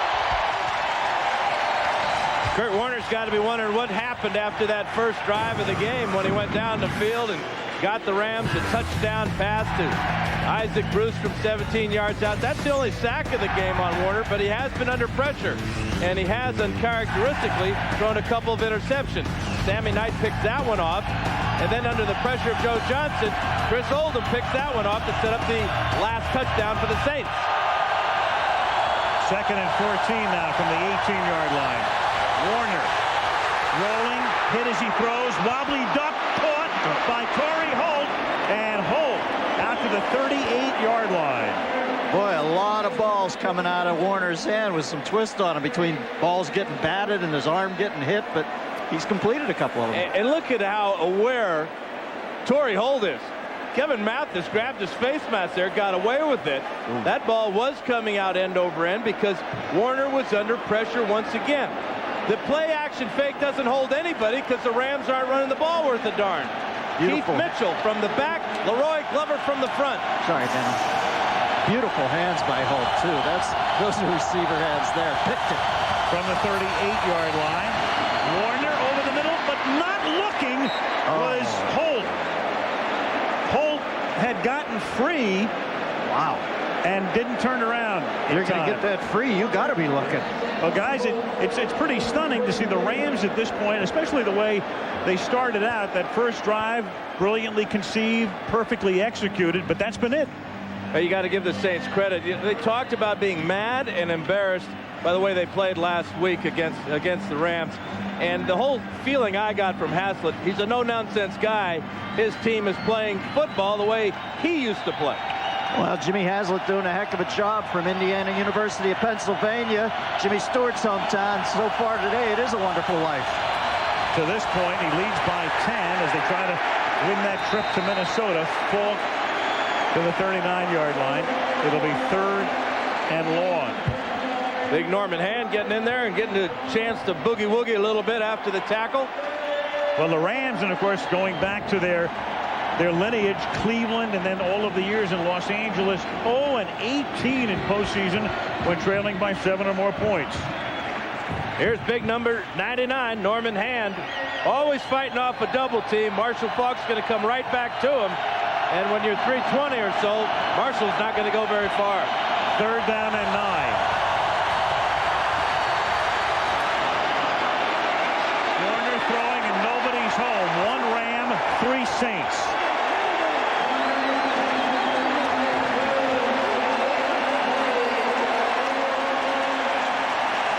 The Saints have got this man out of his rhythm, out of sync, and they're playing disciplined football, no penalties, although Warner and Marks were looking for one there. Well, I know Marks is a loyalist, but if I'm him, I got Trent Green up in the pen. You just have to. You got to throw it all out there. John Baker with a wobbly line drive end over end, set up for a run back, a kick like that, but Morton is covered by the Rams special teams unit and stopped in his tracks. 5:45 left in the 3rd. The Saints looking for their first playoff win in their 34-year history. Up by 10. That's not how you are is spelled. I'm telling you, you can laugh at me. In some school districts it is. At the 25-yard line on 1st down, this is Terry Allen going nowhere. Pretty unusual that we would have 2 receivers with identical statistics this deep into the game, but there you are. Isaac Bruce and Willie Jackson. Jackson matching Bruce perfectly. London Fletcher, number 59, skating behind that defensive line, coming up and making sure Terry Allen doesn't get very far. But the one thing the Saints have done is they've run the ball almost every first down. They've got to start changing that up a little bit. 2nd down and 10 from the 25-yard line. Brooks. And that's incomplete. As looking around for a flag, but finding none, was Willie Jackson, the intended receiver. The last time the Saints were in a postseason game, they were leading Philadelphia 20-7 with 17 minutes left in the game. That was in January of '93 at the end of the '92 season. And again, they have not won a playoff game. The year before, they hung in there with the Falcons, and then Atlanta beat them at the end. Before that, the Bears beat them in '90, and the Vikings beat them in '87. And they can't sit on this 10-point lead with all this time left. 3rd down and 10. Brooks throws and making the catch. Jake Reed grabbing it away from the defender and moving the chains. A big conversion. That is a big conversion for a young quarterback. Aaron Brooks was being blitzed on the inside. Watch him fire this ball to Jake Reed. Dre Bly was in perfect position, but the big body of Reed shielded the ball away from little Dre Bly. And again, Aaron Brooks with a laser shot. Watch him set that back foot and let it rip. Brooks. Dre Bly. Aaron Brooks 10 of 19 for 148 yards. 1st and 10 up at the 37-yard line. And nice defensive play as Grant Wistrom upends Terry Allen, undercuts him. Hey, if I'm Haslett, I'm thinking we got our points, boys. Let's just take as much off the clock as we can. Wait a minute, Dennis. This is the St. Louis Rams. They've still are, you know, they're capable of putting up 4 touchdowns here. Well, I don't know. They look a little shaky today, Dano. I'm just saying, I think the Saints have to play it close to the vest. I hate seeing all these runs on 1st down because they're setting up a lot of 2nd and 10s. 2nd and 10 here at the 37-yard line. Rams show blitz. Here they come, and that's knocked down. That's Mike Jones, the Super Bowl hero, knocking it down. It was Jones, of course, who made that tackle on Kevin Dyson at the 1-yard line at the end of the game at Atlanta last January. That was real close to being a backward pass, too. Let's take a look at that Super Bowl tackle, Al. This was a heck of a way to end the greatest Super Bowl ever. And I think the Titans have used this 1 more yard theme very effectively this year as they finish with the best record in the NFL at 13-3. There's that play, clearly a forward pass knocked down by Mike Jones. Tyson underwent arm extension operation in the offseason, too. That's how committed they are this year. 3rd and 10. That's why he's on IR. There's Brooks. That's caught underneath. And then starting to stumble was Reed, so he couldn't regain his footing and stopped well shy of the 1st down, and New Orleans will kick. 3:13 and counting down. Aerial footage coverage provided by Southwest Airlines. There it is, the Superdome, constructed in the early 70s, opened in 1975, and brand new indoor arena built next door. What was the big circular building next to the... Yes. Here's the kick, and it is out of bounds, and they will mark it somewhere around the 30-yard line. Closer to the 22. That's where it goes out. From the 22 will the Rams begin their next march, down by 10. We can expect in the coming months. Sweetie. Well, Al, we're going to go up Haleakala. At the 22-yard line, Warner on 1st down throws, caught. Bruce comes out of the pack, takes it up to the 35 on a 1st down. Tackled by Keith Mitchell. And if the Rams are going to get back into this game, this is how they're going to have to do it. They're going to have to get back and set quickly. Don't let this pressure get to them. That's a 4-step drop, basically. Finding Bruce in the zone and then letting these talented receivers pick up yardage. 13-yard gain. Rams 1st and 10 at the 35. 2:15 left in the 3rd. And the Rams have to take a timeout. Well, you never see them this discombobulated. And now they had 13 seconds on the play clock. Right. Half the amount of time that you normally have. It's unbelievable. There it is today, 187 to this point. I mean, yeah, there's no beating around the bush. We can't play doctor up here, but Warner he hasn't looked right. There's no doubt. No, and that is the effect of concussion, whether it's a mild one or whatever. But you look at a guy's eyes, and you can kind of tell he just seems a little lethargic.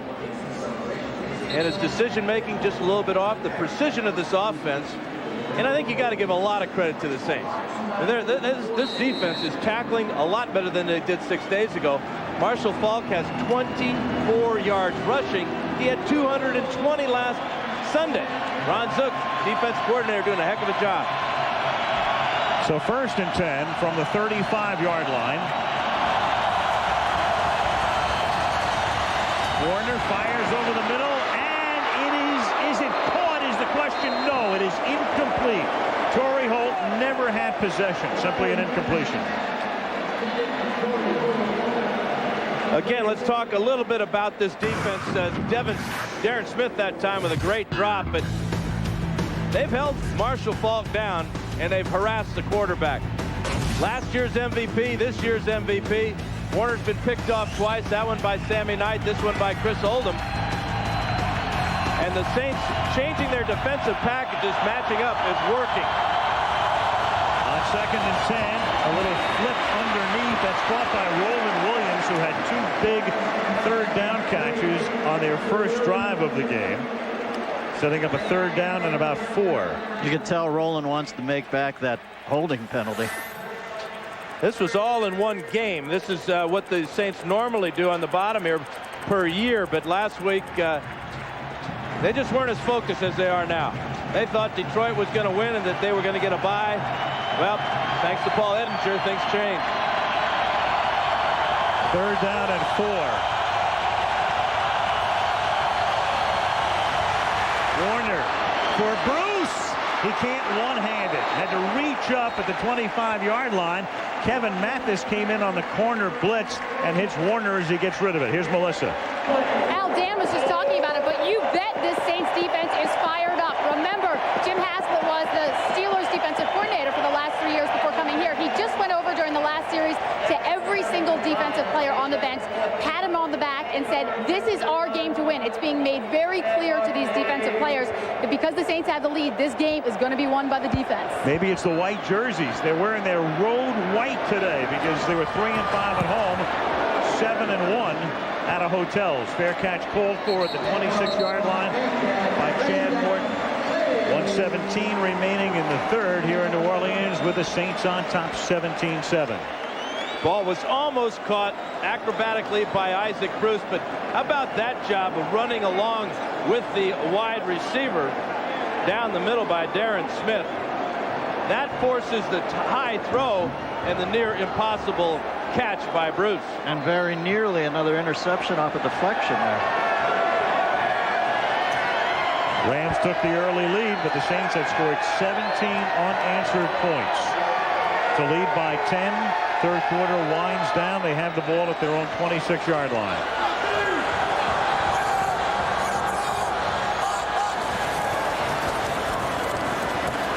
Allen.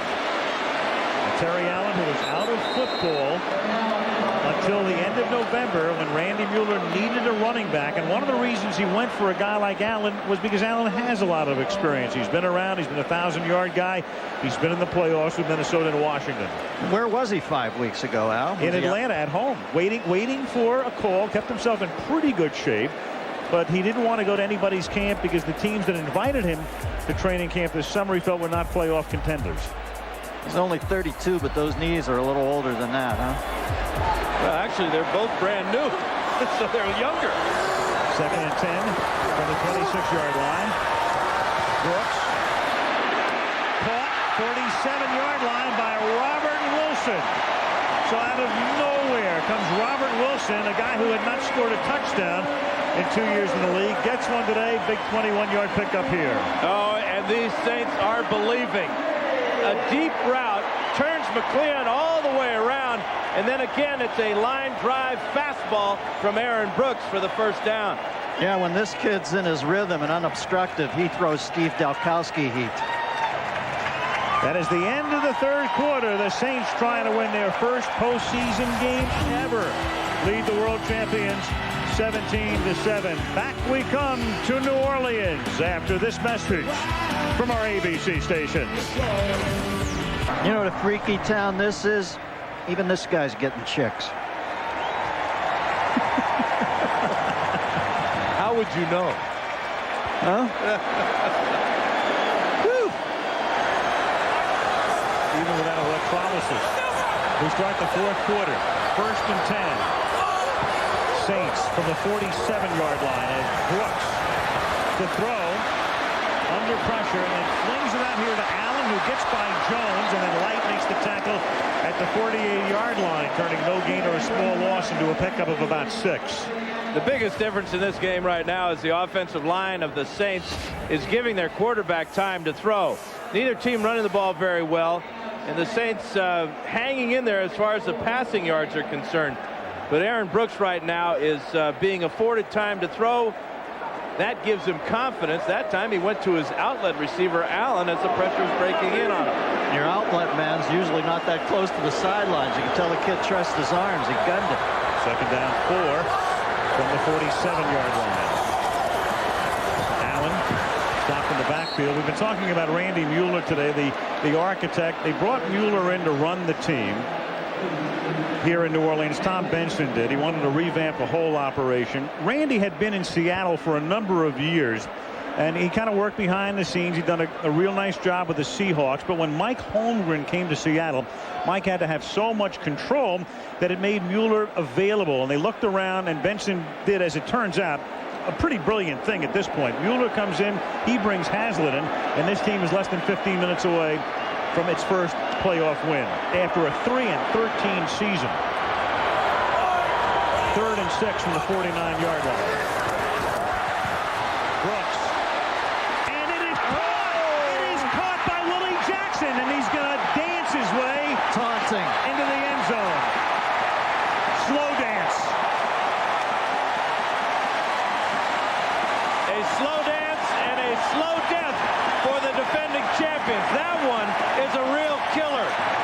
But it's like so many plays today where the Saints were just right on the mark. The Rams just a little bit off. Dexter McClean was all over Jackson. Couldn't make a play on the ball, fell down, and Jackson could dance his way into the end zone. Now St. Louis really is up the river. Without a paddle or a... They still got a paddle, but or a steamboat.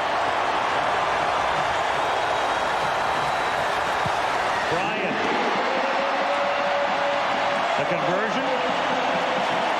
And the New Orleans Saints with Brooks and Allen and Horn Hurt lead the world champions by 17. Pretty amazing. Are 13-22 along with the Saints away from their first advancement ever in postseason play. If they win, they go to Minnesota next Saturday. 24-7 New Orleans. It's a bouncing ball. It's fielded at the 1-yard line. It's Tony Horn. Cannot get out of his tracks. Stopped at the 13. Freddie McAfee and Rob Kelly are there. Here's Jackson working against Dexter McClean. Look at how perfectly the ball is thrown as McClean is hanging on Jackson's shoulder. This 49-yarder goes with his 10-yarder earlier in the game, and just as everybody else on this team seems to step up for an injured player, Willie Jackson takes over for Joe Horn, who was hurt on the first series of plays today, and Jackson becomes the go-to guy. We've seen Brooks' whole repertoire today. The laser, the EFIS. Kid's got all the tools. The Rams now, they start with a little shovel to Marshall Faulk, who takes it up to the 22-yard line. You talk about them winning and maybe going to Minnesota next week, Al. There's a slight chance they might have Ricky Williams back for that game. Ricky played a little bit in practice this week. He worked with the scout team a little bit. Well, Marshall Faulk is going to have to do some magic now. 11 touchdowns in the last 3 games. Has been held in check completely by the Saints today. Second and a short 3. This is caught by Faulk. And Marshall is out of bounds. They'll move the chains up at the 28-yard line. And they really got to start thinking about going to a no-huddle offense. Very difficult to do on the road in a loud venue such as the Superdome. But clock running, 12 and a half to go. They're down by 17.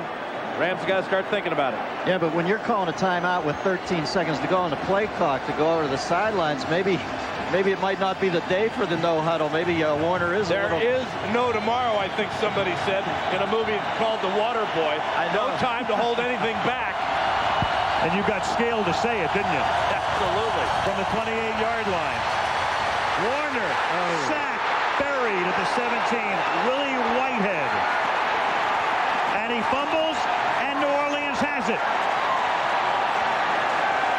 Get out the blow dryer. Leroy Glover winds up with it. Whitehead with a sack. Warner loses the ball. Glover comes up with it. And the Saints are in business again. Here's Whitehead. Here's Glover. Whitehead working against Orlando Pace. Coverage sack, though. Punches the ball out with his right hand, and Glover's there for the recovery. Just the second sack of the day for the Saints. But there's just no place for Warner to put this ball. Right, not even worth a challenge. I was thinking just for a second, you might as well challenge it if it's even close. No doubt. Nope. He just locked his arms to his body. No way Warner could hold on. 12-yard sack, fumble recovery. And Brooks takes over at the 16-yard line. And they empty the backfield. Sit on what lead? To the end zone. Touchdown, Willie Jackson. Wow. This is unbelievable. They keep playing like this, the fans are going to be wearing Louis Vuitton bags on their heads. And twice after turnovers, the very next play, Jim Haslett's Saints strike for the score. How about this for your first playoff game for Aaron Brooks? 4 touchdown passes. Personal foul, play hit, 41 on the defense. After the score, the touchdown counts. The penalty will be done on the kickoff. That's Todd White for the personal foul. So Willie Jackson, a free agent pickup from Cincinnati. He had 200-yard games in his career with the Jaguars in the mid-90s. The last 2 years in Cincinnati, comes here, and today Willie Jackson, 142 yards, 6 receptions. Joe Horn goes down. Robert Wilson scores an early touchdown. Jackson now has 3, and the Saints lead it 31-7.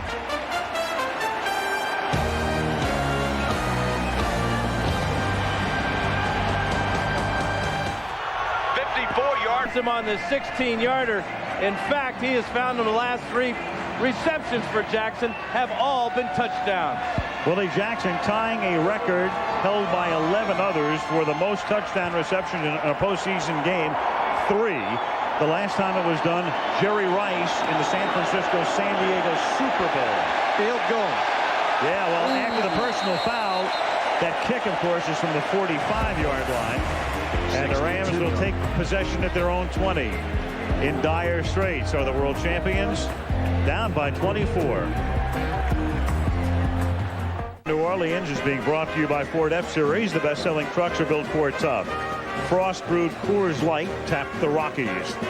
Nextel, how business gets done. And Viagra. Ask your doctor, Dennis, if Viagra is right for you. Not going there now. Not going there. I almost made it through the whole season. You think I'm going to ruin it now? What is Dick Clark, like 700? It's 31-7. This is why we brought you here. Yeah, well, don't pay me a Viagra this late in the game. 20-yard line to get the job back. This is Marshall Faulk, and he gets wrapped up at the 40-yard line. That's a gain of 20. You know what's amazing, Al, is it has been a long season. Got a little fight here, too. A little fracas down here in the preseason. Oh, we got a replay here. This is one of their better screen passes, but this is where it gets a little chippy. Adam Timmerman there diving onto the pile. I stopped down here in the preseason in between games. I had done like 1 or 2 games. I went for a walk. The guy at the front door of the Superdome saw me, said, "Hey, you want to come in?" You know, he recognized me. I stood on the 50-yard line, just marveled at the Superdome. There's the fracas. And I remember the guy saying to me, "Too bad you won't get down here this year. We don't have a very good team."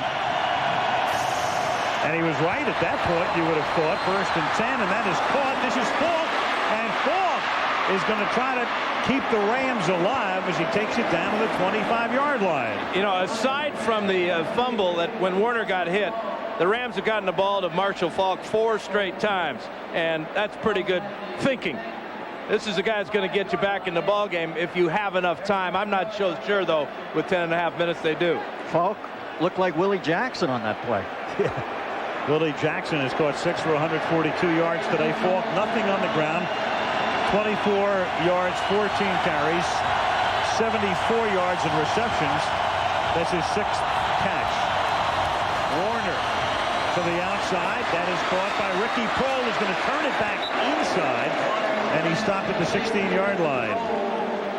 Hawthorne on the tackle, gain of 9. Not been a great day for Kurt Warner. And this is the puzzling thing. This is after the injury. Teams have played the Rams differently. They play with a lot more deep zone and have forced the Rams to try to complete passes over the middle and take little shots down the field. It's a smart move by Prohl. No sense going out of bounds. The pocket's going to keep rolling anyway. 2nd down and 2 from the 17-yard line. Warner throws. That's caught by Prohl. And you know, they haven't looked like it today, but if any team is going to overcome this large a deficit this late in the game, it would be the St. Louis Rams. And just like that, they're down the field, and after the extra point, they'll shave it to 17. Well, they're going to try and shave it to 16 now because they're going to keep the offense on the field and go for 2.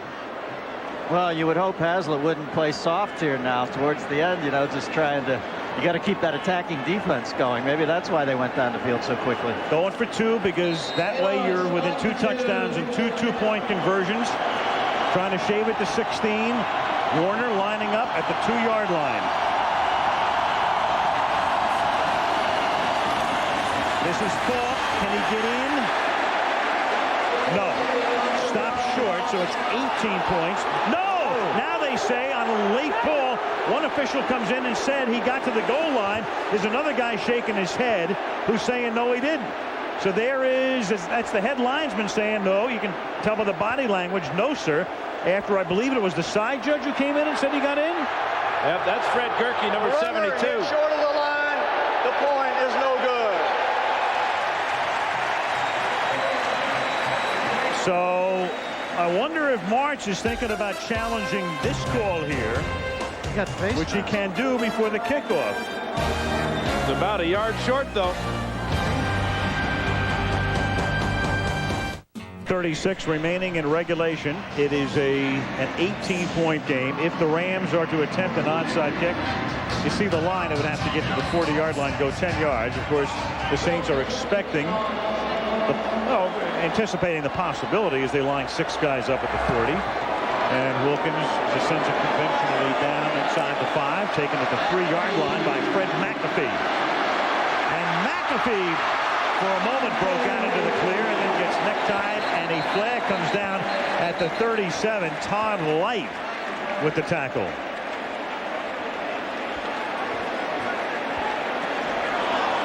And that's going to be a personal foul against the Saints. 27 of the receiving team, 10 yards, first down. And amazingly enough, Al, that's the first penalty against Jim Haslett Saints today.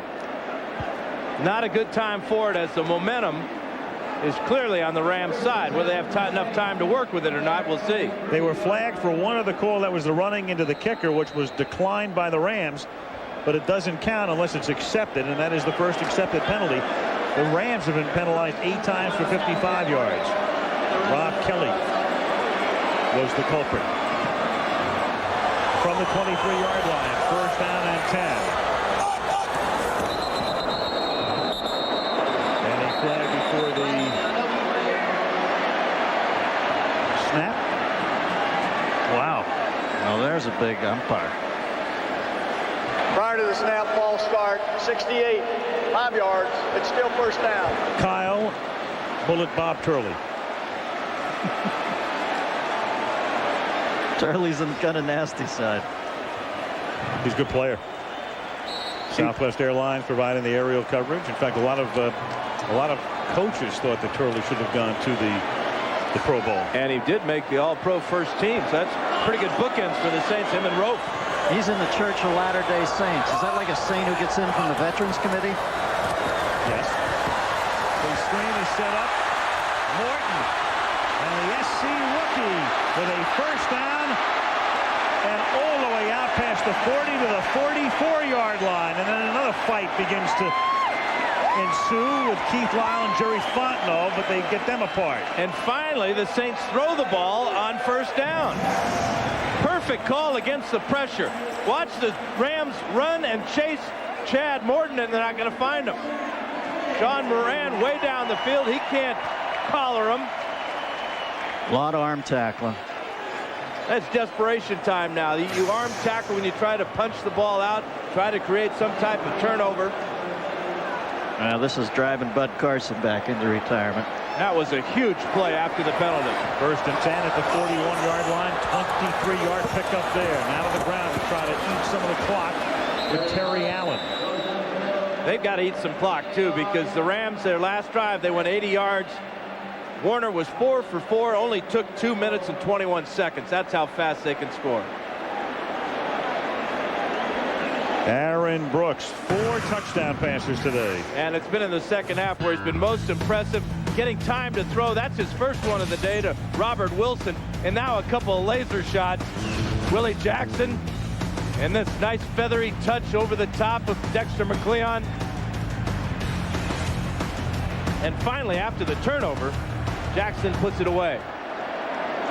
Well, he's setting the bar pretty high for other young QBs like Culpepper and McNabb. Here's Allen, and he gets wrestled down after a gain of a couple up to the 43-yard line. 7.5 to go in the fourth. Aaron Brooks, 4 touchdowns. And in the first postseason game, Kurt Warner last year in the Minnesota game with 5 touchdown passes. Lynn Dickey in 82 and Aaron Brooks today. The postseason overall record, 6 by our colleague for the day, Steve Young, in the studio in New York in the Super Bowl against San Diego. And Darryl LaMonica did it in the playoff game for Oakland. The Mad Bummer. The vertical game. Don't be doing that. 3rd down and 8 from the 43-yard line. Brooks. And that's incomplete. The pass is floating, and looking around for an offensive call is Dre Bly, intended for Jake Reed. Good call that time, excuse me, Dennis, but Devin Bush came on the safety blitz, and he's the reason this ball kind of fluttered down the field. Watch him hit Brooks right in the ribs. And Aaron has no idea, but he knows that it might have been picked off. He must have one of those ab machines to pop up from that thing. Heck, he's only 24 years old. Yeah, right in the bread basket, though. I don't care if the bread isn't leavened. It's still the bread basket. Toby going to punt. And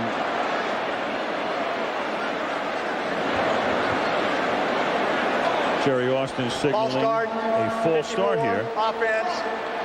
And Darren Smith. Still 4th down. Nobody bills out a pair of slacks like Jerry Austin. Larry Pasquale signaling into his special teams unit. Look at that. They were just a little baggy. I guess that's some sort of fashion statement. Gotta get Zegna in with that cut, man. You need a cut. Goins punt. Fielded at the 26-yard line. Oz Hakeem. Look out. Swinging it to the outside. He's going to get into Saint territory. And he is going to put the Rams right back in the game by taking the ball inside the 10 to the 9-yard line, where it's going to be 1st and goal with 6:34 to go. That's just pure athletic ability by Oz Hakeem. That return was set up for the near side or the left side of the field. He didn't like it. He went all the way around to the right side, suckered the Rams to this short side of the field, and then he picks up the picket line. And what a great return. But that's what the champs are all about. That's their special ability to make big plays. And so all of a sudden, the Rams, who were down by 24, go in for 6 to cut it to 18. And I try to... Might have went to the Teddy Koppel call a little quickly. 65-yard return. Warner intercepted at the 9-yard line by Sammy Knight, and that might be good night. Boy, on a play when Kurt Warner had all the time in the world, Sammy Knight spying the quarterback, just reading his eyes, sitting in the middle of the field, comes up with his second pick of the day. Well, Warner's a great player, but obviously he's not completely back from that injury. I couldn't agree with you more, Dennis. One play, and the Saints get it right back. Up by 18.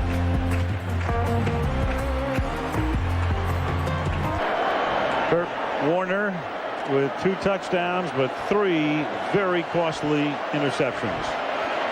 Sammy Knight with 2 of those. And now Aaron Brooks is going to set Jackson up on the other side. His new best friend, and then Brooks has to take a timeout. Timeout, New Orleans, their second. It will be a 30-second timeout. So after a long television timeout, they still have to take another TO. Here's Sammy Knight, Al. He's coming on the safety blitz, gets blocked, then just drops in the hole right here and checks out the eyes of Kurt Warner. Timmerman blocks him too well, pushes him right past the umpire, and a one-handed snag by Sammy Knight. That is a great play. Knowing he couldn't get to the quarterback, and then just being an athlete, coming up with a one-handed snag.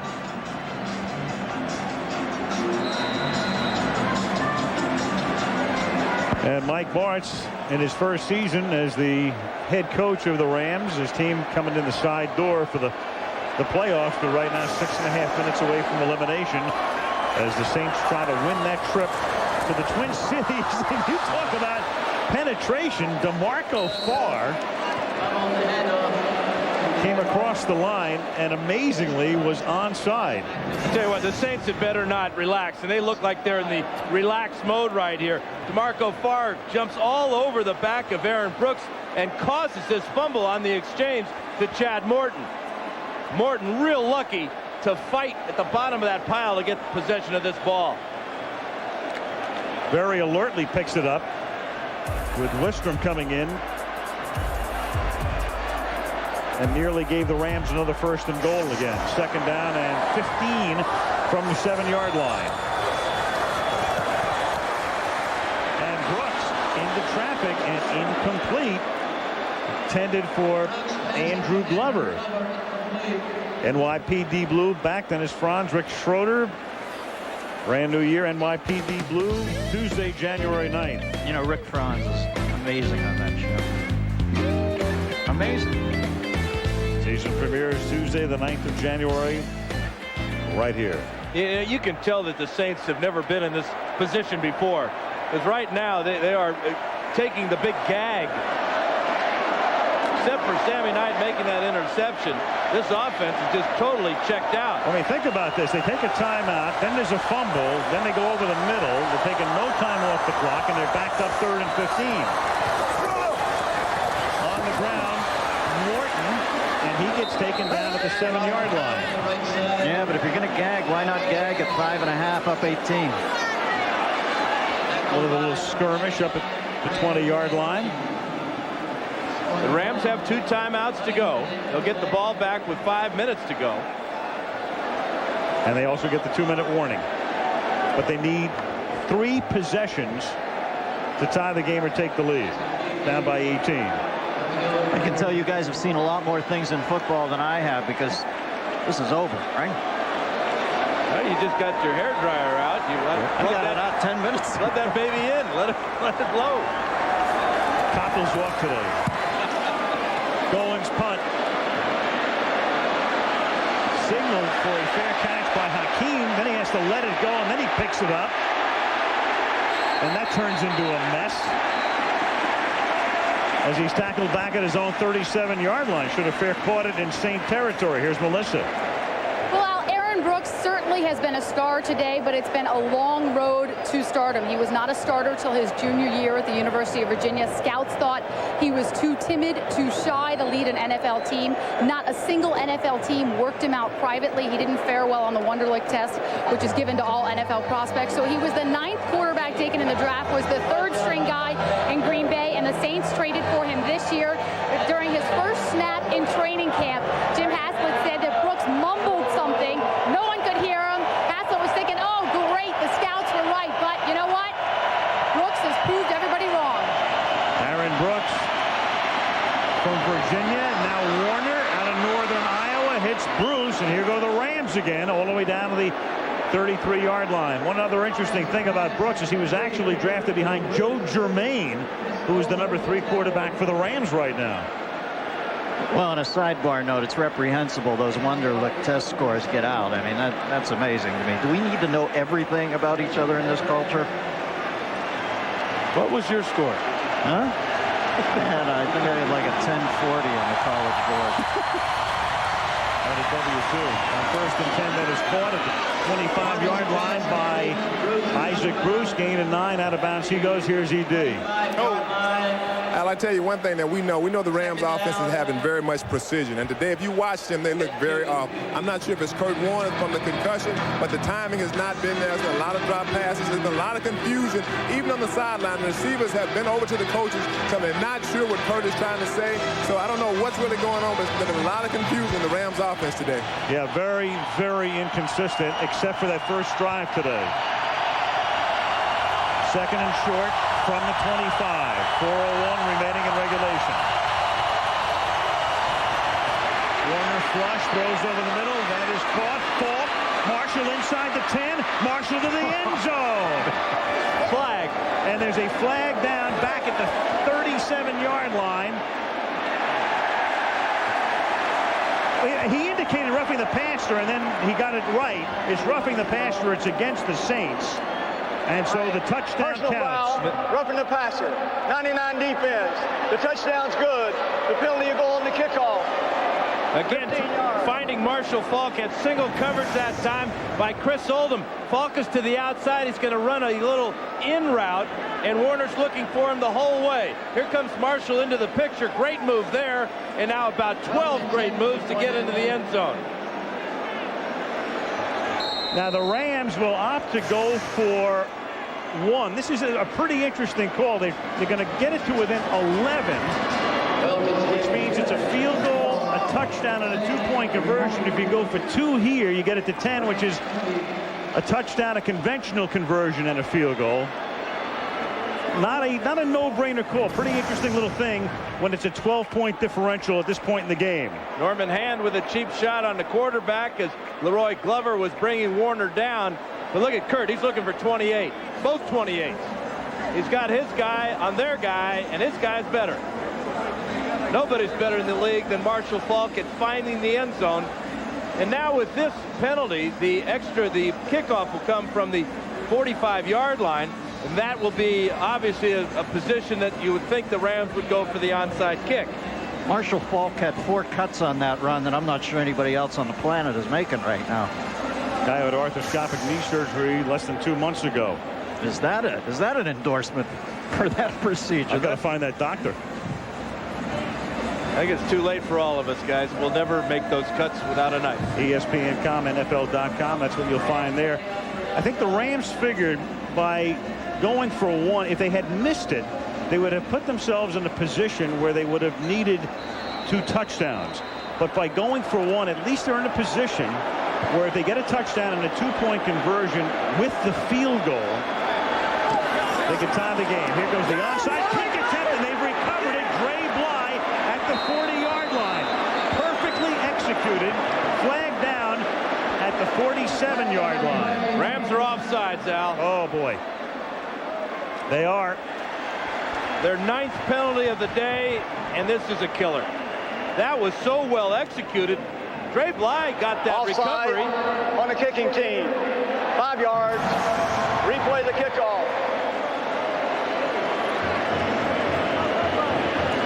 Yeah, they had had about 4 guys offsides. Watch Bly come in right here. He catches this ball without any contact. The Rams were so far offsides. What a killer. They've killed themselves. You go back to Knight's interception, and now you get this one. In the league this year, when it's an anticipated onside kick, which clearly this is, the kicking team has recovered 15% of the time. About 1 time per 6 kicks. Here we go again. One more try.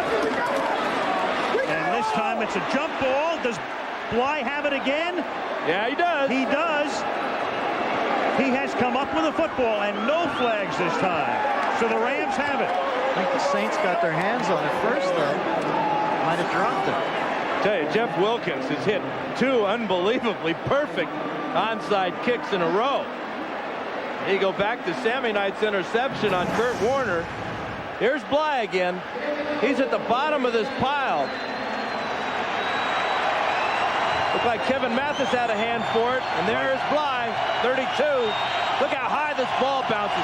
That's the key. Why is Mathis going up with one hand? From the 47-yard line, here's Warner stepping up and into traffic, juggled and dropped. Oz Hakeem couldn't hold on. 2nd and 10. Well, here's that Sammy Knight interception that turned the Rams away 2 possessions ago. But right now the Rams are back in their attack mode. Warner looks sharp all of a sudden. The receivers, except for that drop pass by Hakeem, are doing a great job too. Desperate times call for desperate measures. Yeah. 2nd and 10 at the 47-yard line. Rams with 2 timeouts plus the 2-minute warning. It's a swing out to Hakeem, and he's taken down. It's a good tackle by Chris Canty, staying right with him. Setting up 3rd down and 8 now. They're going to spot it at the 43-yard line, so make it 3rd down and 6. And there is a timeout taken here by the Rams. The Rams take a timeout. And here in New Orleans, Saints fans know all too well what can happen at the end of a postseason game. They're 0-4 in postseason play, but you go back to the wild card playoff game following the 92 season in Jan of 93.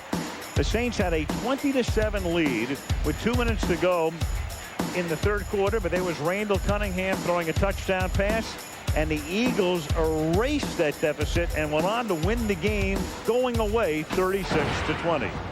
Some pretty good players on that defense for the Eagles. Seth Joyner and Eric Allen with those 2 interceptions. But facing this offense, a whole lot tougher than facing the offense of the Eagles for the Saints. It is 3rd down and 6 at the 43-yard line.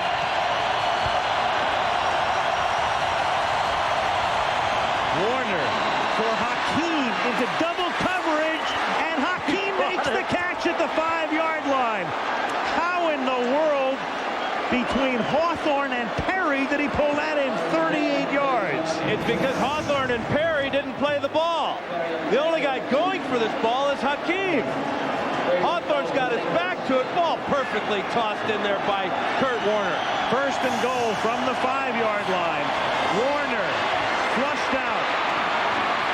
Looking, throwing to the goal line, and incomplete. Ricky Prohl was there. Sammy Knight with the coverage. 2nd and goal. Saints are playing a little tight here, huh, Dano? Oh, yeah. That's, Michael Hawthorne is hurt. Looks like he's got a cramp in his right calf. And keep in mind, they're already minus Alex Molden. He's out for the game. And 7 defensive backs is a big part of their defensive package, especially when they play against the Rams, and the Rams use 4 wide receivers. And Marshall Faulk. Hawthorne, a 6th-round pick, and Haslam tells me thinks he's going to be a great one down the road. And now the crowd becomes eerily silent here at the Superdome with the Rams.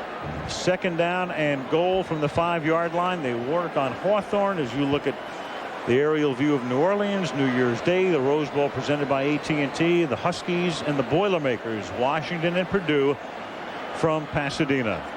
Then following that, the Tostitos Fiesta Bowl, Oregon State and Notre Dame from Tempe, Arizona.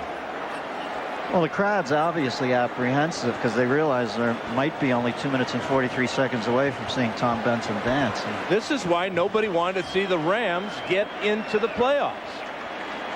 Because Kurt Warner and this offense, they expect to be able to make plays like that. They're never out of it. If there was ever a team that can put up points, we've seen the records that they have set this year. And Warner getting time to throw now. Big difference from earlier in the game. Saints pass rush has been non-existent, and Warner's been able to pick them apart. I am on the verge of eating so much Major Crow, I cannot tell you. It is 2nd down and goal at the 5-yard line. The Rams, not that long ago, trailing 31-7. 31-20. And 2nd and goal at the 5. Warner, who rarely runs, but this time he runs it in for a touchdown. Kurt Warner with everybody covered, coming back to this side of the field, finds the corner of the end zone, and it's 31-26.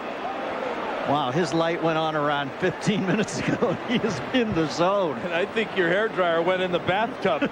And now you have to go for 2, down by 5. So Warner stays in to try to get them to within a field goal. What are the chances of recovering 2 onside kicks back-to-back? Wilkins keeps putting them where he's putting them. It's going to be hard not to recover. At the 2, here we go for the conversion. Warner throws, and they're within 3. That's 4. You know, the Rams are actually in a position here, 1 timeout plus the 2-minute warning. You could actually consider kicking deep. I would consider kicking deep because the Saints have checked out of this game when they had the big lead. Offensively, their offensive line has quit playing, not giving Brooks time to throw. They're not being able to run the ball. And right now, if they kick off, the Rams kick off deep to the Saints, that would be the proper move. Well, this is reminiscent somewhat when you think back a few years ago to the Houston-Buffalo game. The 35-3 lead squandered by the Oilers as you look at the 2-point conversion.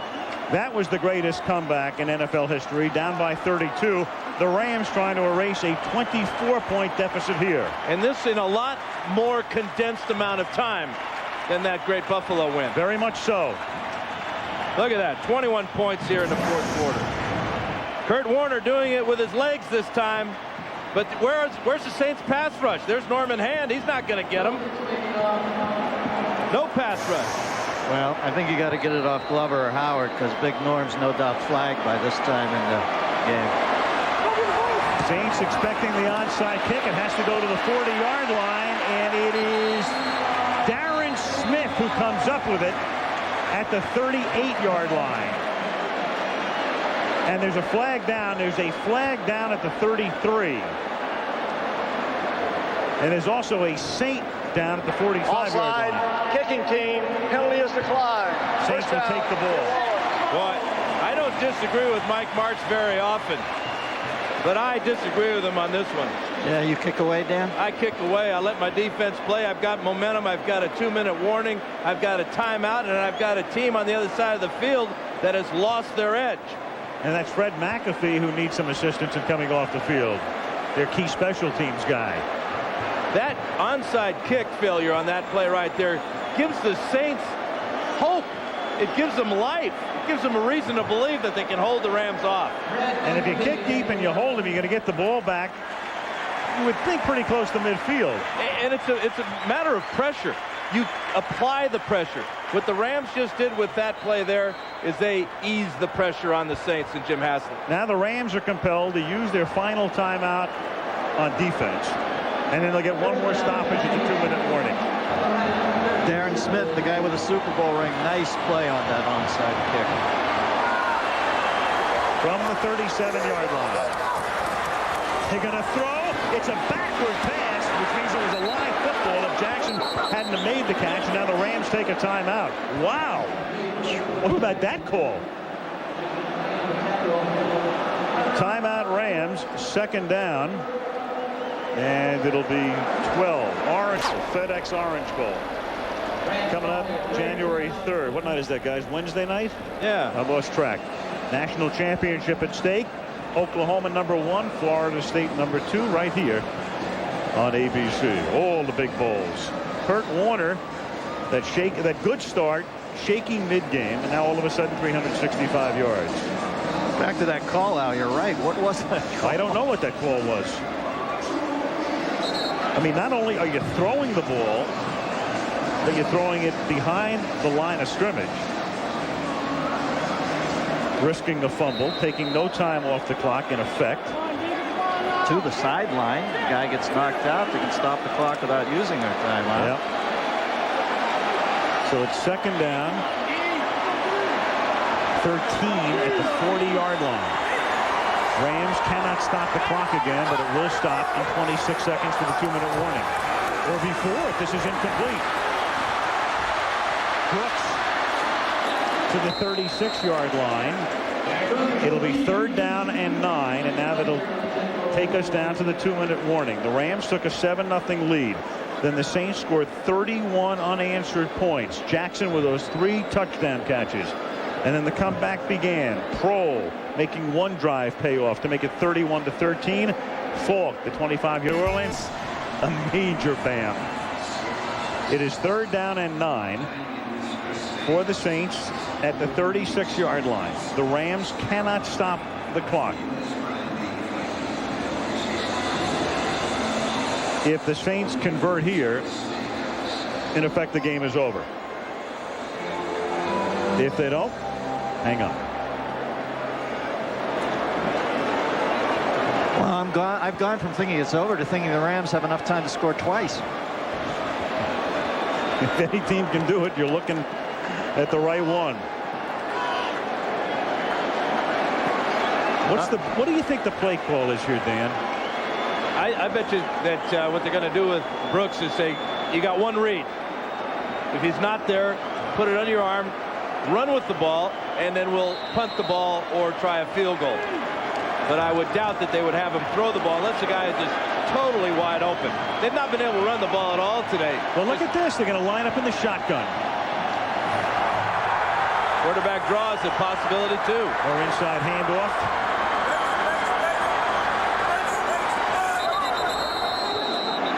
Andrew Glover moved.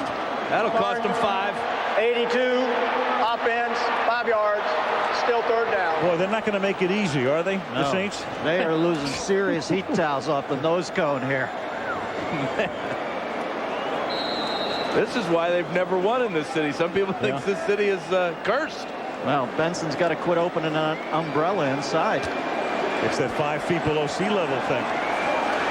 Third and 14 at the 41. Brooks out of the gun.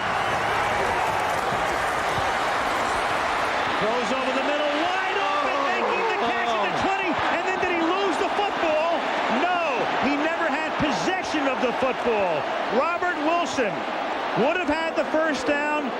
Couldn't get possession and both feet down, according to the officials, who signal incomplete. Now, inside 2 minutes, there's no challenge. It goes to the guys upstairs who can take a look at this, and this is exactly what they're doing right now. Well, the key is when he has the ball and he's contacted by Bowen here, does he have possession? If that's the case, that would be the Saints' ball. But does he have possession? Oh, very, very close.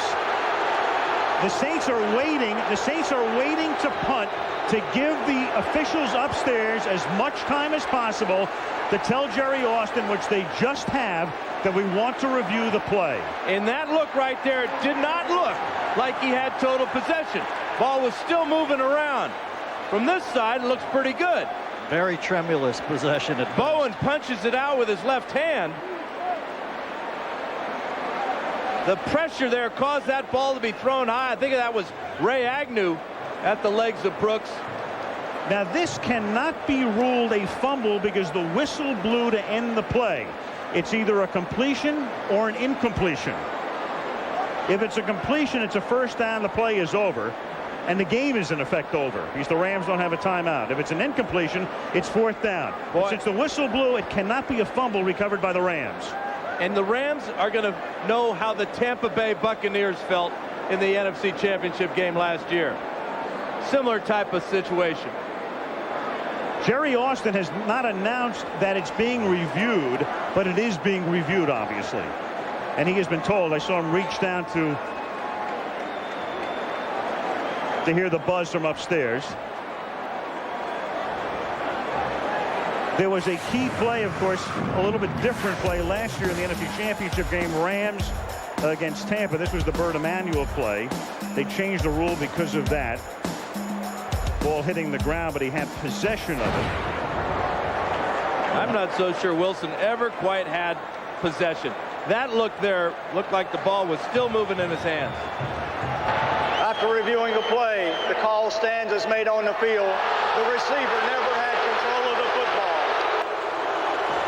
So he never had control of it. The call stands. Again, you need the conclusive evidence. So what the Saints also did there with the incompletion is they only took 9 seconds off the clock instead of a running play that would have taken close to 40 seconds off the clock. So it's almost the perfect scenario for the Rams. They're going to get it back with plenty of time left after the punt, which is fair. Caught at the 9-yard line and then fumbled at the 11-yard line. And who has the football?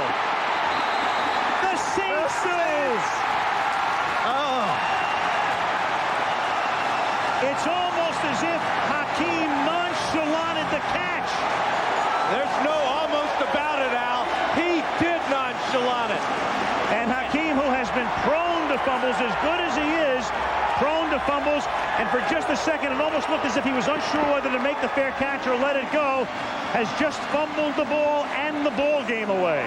To make the catch, to try to make the catch is the right move, because what it does is it keeps the clock from running down any farther. But the attitude of taking it easy and relaxing as this most important punt is coming to him is a mistake he'll never live down. And there it is, the highest fumble rate in the league with 100 or more handles. And this is the way the Rams season will end. Instead of a possible 91-yard drive for a touchdown or a lot less for a field goal, the Saints will run the clock out. Brian Milne recovered the fumble. And the New Orleans Saints, at the age of 34, will finally win the first postseason game in this team's history.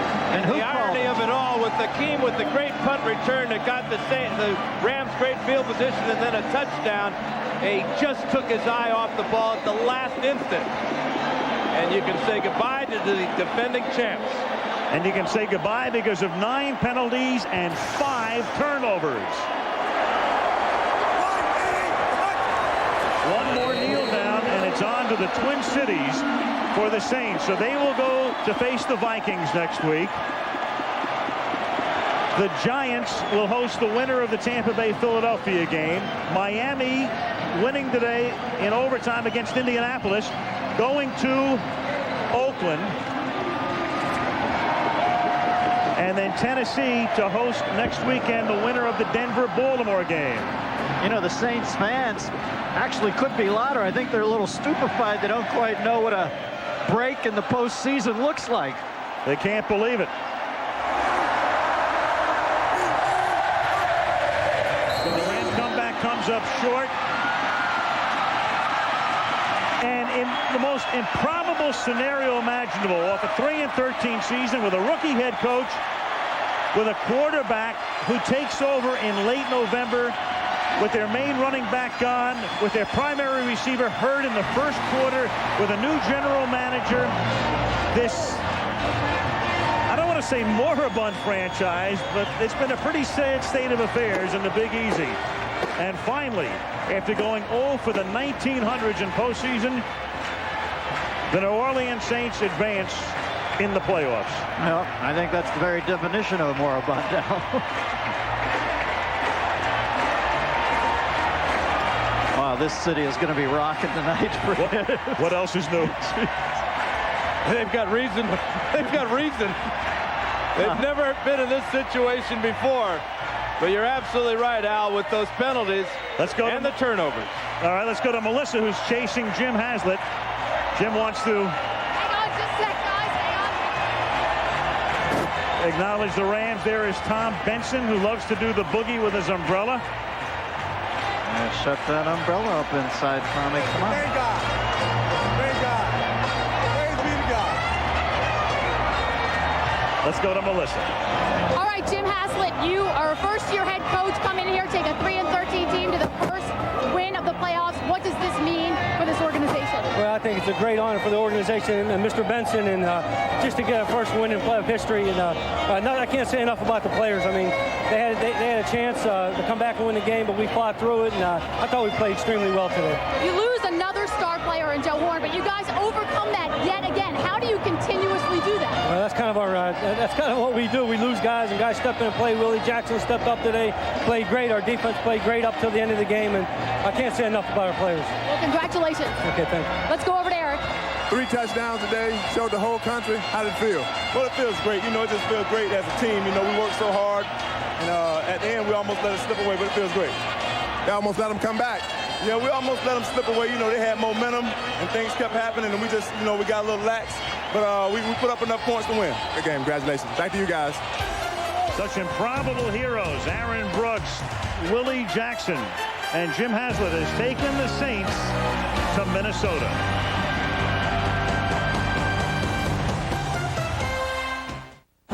This is an ordinary cell phone. This is Nextel, and it's going to change the way you do business thanks to Direct Connect, its digital two-way radio feature. Frank? Not yet. It ensures instant contact. Bridget? Got it. Cost a fraction of cellular. It just passed. And it makes other cell phones... Ready now. Obsolete.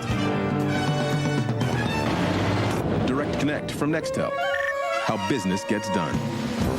For a limited time, sign up for a Nextel National Business Plan and get free incoming cellular calls. They say good things come to those who wait.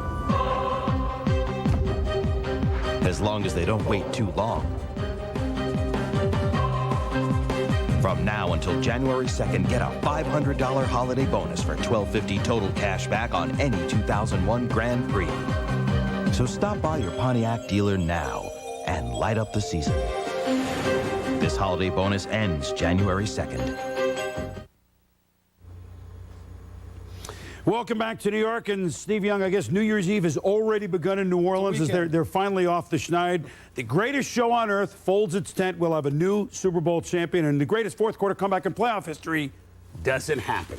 Well, you know, you look at the Rams today, very emotionless. Yeah. After telling us last week that when the kick went through in Detroit, we're back in it.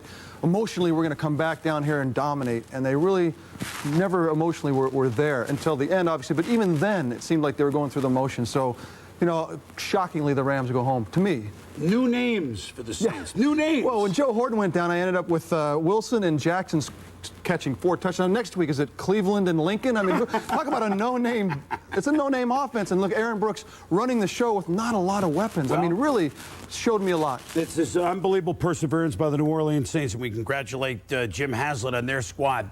They play a very similar type of team next week in Minnesota. Robert Smith, they did a great job on Marshall Faulk defensively. Yeah, and they have to make a big comeback next week. For the Vikings are coming off of 3 tough games. They need to really rest up and dominate. The offensively, they got to get going.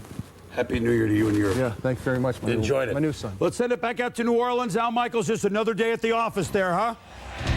Boy, I'm telling you, what a pair of games, huh, Chris, today as Miami wins in overtime, and then the Saints almost see a 24-point lead evaporate. But on they go to Minnesota as the New Orleans Saints beat the world champions, knocked them out of the playoffs by a score of 31-28. And that'll do it from the Big Easy. ABC Sports Online at ESPN.com. The keyword is Monday Night Football.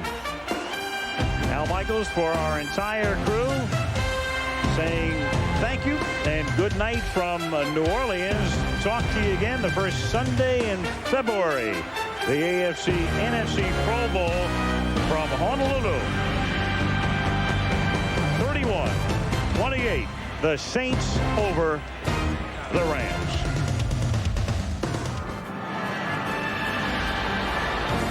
ABC Sports thanks you for watching this presentation. Got to go to work. The postseason drive for Super Bowl 35 begins today. Get ready. We're back. We're coming to get this. After last week's must-win, the Rams roll up into the Superdome for the second straight week. Can the NFL's MVP big up again? Question, who is the real beast of the AFC East? Indy's triple threat has the NFL's top numbers, but no playoff win yet. Miami's Munster D tries to keep it that way. It is Wild Card Saturday on NFL Primetime next.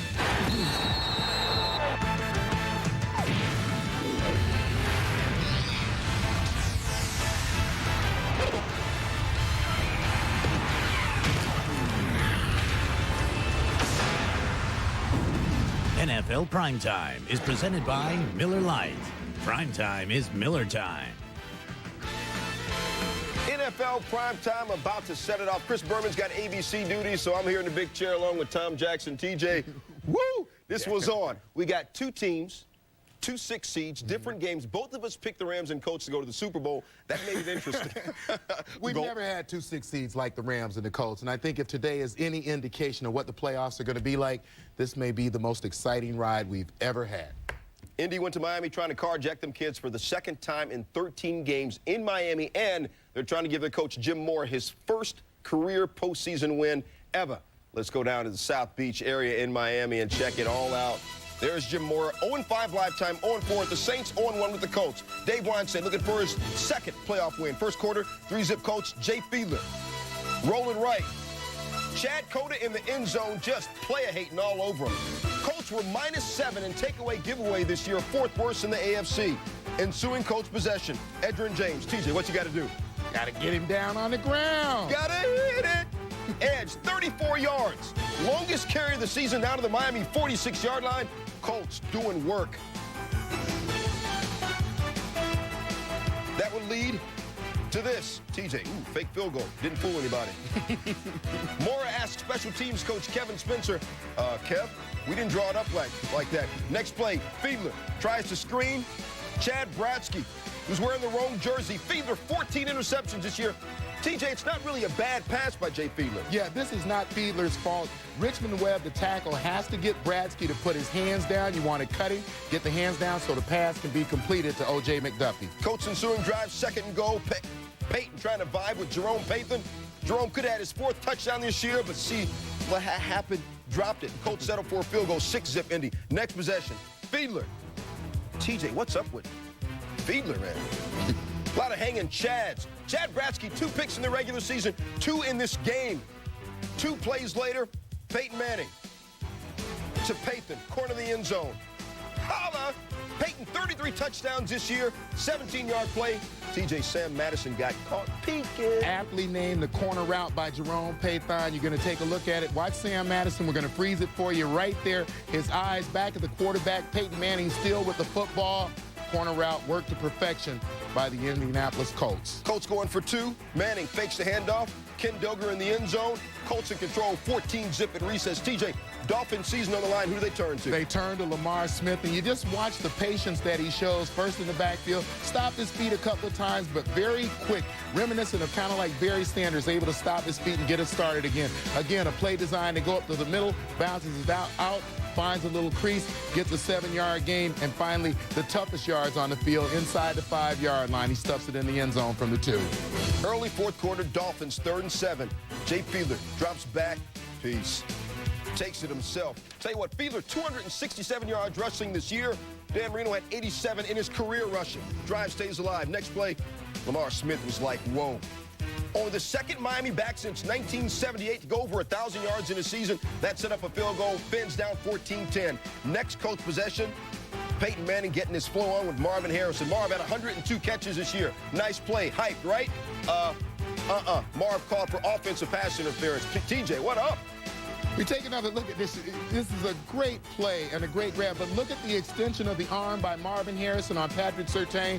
That gets the flag from the official, negates that great grab by Marvin Harrison. Michael Irvin never got called for that. Colts settle for the long field goal. Booyah! Mike Vanderjagt. 54 of his last 57 field goals. That's tight. Colts up 17-10. Next Miami possession, 3:30 to go. Fiedler to Brad Scioli. You can't hang on. Colts lose a chance to put it away. Just over a minute to go. Fiedler.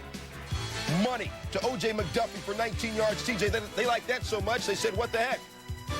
Do it again. Go back to O.J. McDuffie again, who actually had a good game, 4 catches over the course of this game, but this was the most important. Great grab and the presence of mind to stay in bounds long enough to get that first down. Dolphins on the doorstep, 40 seconds ago.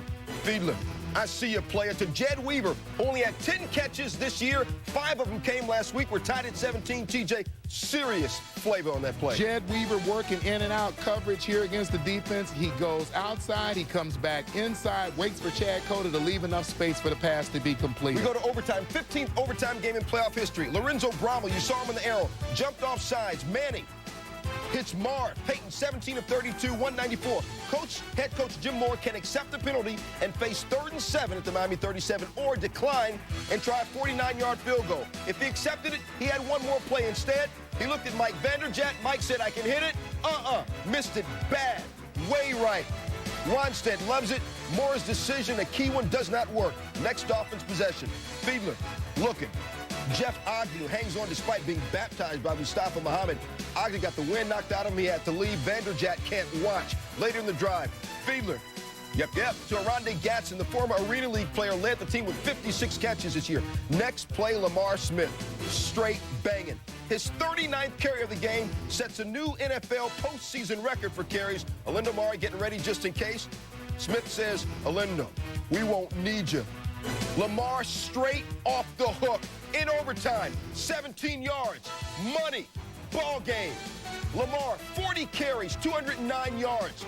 Wannstedt celebrates his second career postseason win. Those 40 carries and 209 yards, the 40 carries an NFL playoff record. Jim Mora, another tough postseason loss. Dolphins win it 23-17. Jim Mora still winless in his playoff coaching career. The only coach in NFL history with at least 100 regular season wins and no playoff wins. Dolphins win the 20th playoff game in franchise history. They move on next week to face the Raiders in Oakland. That's when Lamar Smith broke Larry Zonka's team postseason rushing record, broke the record for most carries in a playoff game, broke the record for most yards in the first round of the playoffs. Colts eliminated in the first round for the second straight year. The Dolphins, though, nice. We win around here by playing special teams, playing great defense, and running the ball. 200 yards rushing today.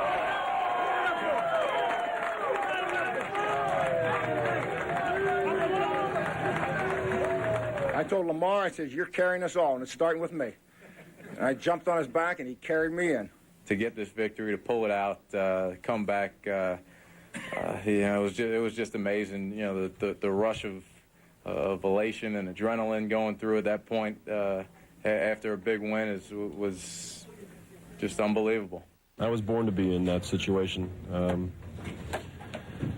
And I let my teammates down, I let the organization down, I let the city of Indianapolis down. So it's a pretty big burden to carry into the offseason, but nothing can change that now. There's no such thing as being snake bit either. You know, you either get it done or you don't. And, you know, we just came up a little bit short today. That's a good football team out there. Miami's a good football team, a great defensive team.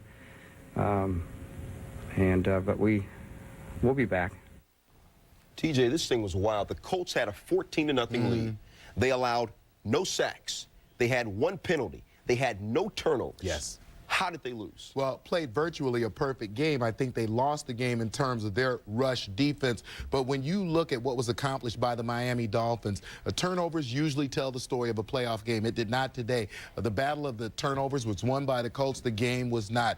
When you look at the way that defense of the Dolphins fought for every single inch of the football field, I thought that was key. Certainly there will be some question marks about Coach Moore, decisions he made in terms of the third down. Vanderjagt had already made a 50-yarder, told the coach he could make the kick. I think that certainly influenced him. And then the story of this game is Lamar Smith and that offensive line. Anytime you have 40 carries for 209 yards, controlled time of possession, 43 minutes to 27-plus minutes, you're usually going to win the football game. And I thought that was the real key. More numbers. Colts had 55 plays. The Dolphins had 84 plays. And we talked this morning in Countdown. We say Lamar Smith might be the most significant person for this Miami Dolphin team. As a matter of fact, his 209 yards, second most ever in a postseason game, only behind Eric Dickerson's 248 against the Cowboys back in 1985. Lamar Smith, no one expected him to do this.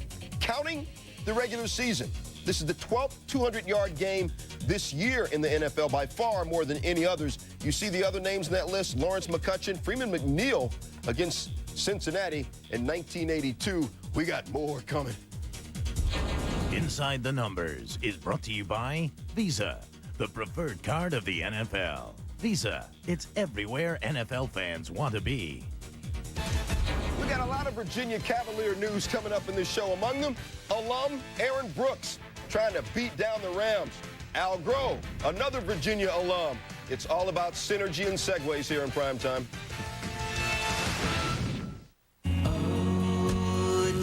Monday Night Countdown Challenge, presented by Radio Shack on ESPN.com. You're not going to make it far in the NFL playoffs if you don't go in there knowing that you got to show them something.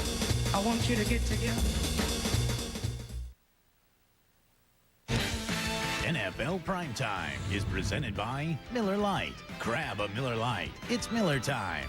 And in part by Visa, the preferred card of the NFL. Visa, it's everywhere NFL fans want to be. Right after us on ESPN, check out the Sylvania Alamo Bowl. Damian Anderson and Northwestern against a team that was ranked #1 part of the year, Nebraska. Those brainiacs from the Big Ten, the Alamo Bowl, right after us. 6 days after the Jets were eliminated from the playoff race, Al Groh eliminates himself from his job, stepping down as Jets coach to take over at his alma mater, Virginia. Groh, in his first year as Jet coach, started 6-1 and then just stumbled to a 3-6 finish. He takes over at Virginia for George Welsh, who steps down after 19 seasons. Groh's deal, 5 years, about 900 G's per. As for the Jets, team owner Woody Wilson meets with Chief of Football Operations Bill Parcells Tuesday for an organizational meeting. And tomorrow, another slate of Countdown, and we'll talk more about Groh. Countdown in prime time. Boomer's back, or he's supposed to be. Boom, if the snow gets you caught up, bro, I got you back. Countdown, 11:30 a.m. Eastern, primetime, 7:30 p.m. Eastern, previewing the Broncos-Ravens and Bucks-Eagles, and then highlights of Broncos-Ravens, Bucks-Eagles. More highlights with us when primetime on Saturday comes back.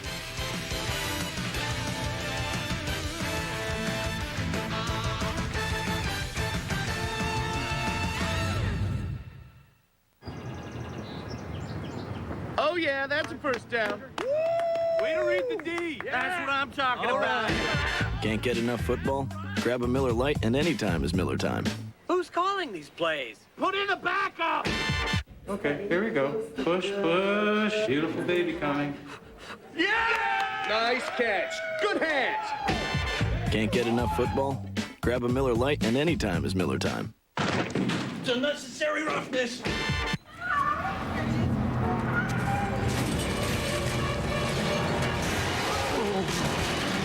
Axe, $60. Platter, $40. Tuxedo, $400. Losing yourself in a movie, priceless. There are some things money can't buy. For everything else, there's MasterCard, accepted at a theater near you. After over 10 years, we still have a no-hassle, no-haggle pricing policy at Saturn. We don't yell offers from the highest tree. We don't play games. And we don't have promotions every other week. But that doesn't mean we don't compete. Lease a 2001 Saturn SL1 for $199 a month for 39 months with zero due at lease signing. Call for lease details. Two eager CEOs. One encouraged his employees to read the Wall Street Journal. The other did not. Let's join them for their 5-year anniversaries and see what happened. Imagine what the Journal could do for you. It's now easier to get the Journal to help you. Get 8 weeks of the Wall Street Journal for just 37 cents a day. That's 50% off the regular rate. Call 800-313-1600. That's 800-313-1600 for the Wall Street Journal. Sunday's games, the Ravens, a defense that held opponents to fewer points than anybody, hosting the Broncos. Philadelphia in that cold where Tampa Bay has never won, TJ. Denver, Baltimore is just going to be sick. That offensive line against that defensive front. You know, I said bring your defense at the beginning of the year, and I think it becomes more important as you get down to the playoffs. Certainly today what we had, the first game, a Dolphins team that certainly brought their defense. And if you believe in the second game, I think the Saints relaxed a little too soon. Tomorrow what we know are we're going to see Bucs outstanding defense. We're going to see Ravens outstanding defense. How much offense will the other two teams bring? Tampa That's Bay, going to be very important. 0 for 19 when it's 40 degrees or fewer. Rams Saints highlights when we come back up in the hell. Playing whale. Aaron Brooks, first career playoff start. First quarter, no score. Joe Horn, leading Saints receiver this year. Ankle's not supposed to bend like that, TJ. Well, just another big loss for this football team, especially offensively. Now you, in fact, have lost your big three over the course of the last half of this season. Your quarterback, your running back, now your star wide receiver, and Joe Horn. Horn would not come back. Kurt Warner, though, impressive early time. Well, Kurt Warner does a great job of getting rid of the football. Here he avoids the rush of Roland Williams. Connects with Roland Williams. A great job of picking up an important first down. Same drive, Kurt Warner. He has been flowing, vibing, getting it on with Isaac Bruce all year. 17 yards for the touch. Kurt had 21 touchdowns this year. Bruce had 9 touchdown grabs, 7 zip Rams. Second quarter, Brooks. Robert Wilson caught like 11 passes all year. Perfect pass by Aaron Brooks. We are tied at 7. Second quarter, same score, 3rd and 15. Brooks. You look good, TJ. He looked real good. Willie Jackson. The thing is that he looks so comfortable in the pocket as he throws this ball to Willie Jackson. And Willie Jackson, a couple of great moves to make that a 50-yard game for the Saints when they really needed it early on in this game. Willie's long for the year was 53 yards. Same drive, 2nd and 9. Brooks scrambling. Trying to be a player. Devin Bush, former Seminole, gets his PhD, player-hater degree. First interception of the year for Bush. That led to a Saints. Ensuing Rams drive, Warner throws, tip, picked off by Sammy Knight. Chris Mortensen would say he's number 29. led to a Saints field goal. Ball was tapped out of bounds. Ron Zook and the Saints defense are not done. Marshall Faulk had 220 last week. Rough game today, TJ. They wanted to control him. The Saints wanted to control Marshall Faulk on first down, create some 2nd and 3rd and long situations. They were able to do that for most of the game today. Third quarter, Kurt Warner. He threw 18 interceptions this year. Chris Oldham picked that one. TJ, was Warner throwing off his back foot or what? Well, the pass rush gets underneath right there. You see him have to throw off his back foot, as you say, not be able to step into the pass. Chris Oldham able to come up with a big pick. On the next drive, Aaron Brooks, he was just silk. To Willie Jackson, the former Florida Gator, 10 yards in the touchdown. Willie Jackson in the game, 142 yards receiving, early 4th, 17-7 Saints. Willie's not done. Aaron's not done. 49. Come on, Willie. Get in there. Oh. It was smooth. Willie, 49-yard touchdown, 24-7 Saints. Next Rams possession. Warner, sacked by Willie Whitehead. Fumbles, Leroy Glover recovers. Saints led the league with 66 sacks this year. TJ, great penetration. Yeah, penetration by Whitehead, and you see underneath Norman Hand came in. A great job of collapsing the pocket around Kurt Warner. Aaron Brooks getting it done. Willie Jackson, 3rd touchdown of the game, 31-7 Saints. Aaron Brooks for the game, 16 of 29, 266. Saints now leading 31-13. They're punting. Azahir Hakeem. You know he's magic. He can go the distance anytime. Took one back 86 yards earlier this year. All the way back down inside the Saints' 10-yard line. These are the Rams that everybody knows. On the replay, watch this, TJ. Lost his shoe right there. Oh, my shoe! It didn't slow him down any, Stu. They could not convert, though. Kurt Warner picked by Sammy Knight again. Knight, 5 interceptions in the regular season, 2 in this game. After a Saints punt, come on, you know the Rams aren't done. Kurt Warner to Marshall Faulk, league MVP. Whoop. Whoop. Whoop. 26 touchdowns for the year, 25-yard touchdown there. Rams still in this thing, 31-20. Rams go for the onside kick, but TJ, Dre Bly, off sides. So what are they going to do? They're going to kick it again and just watch the top of the screen. That was much closer.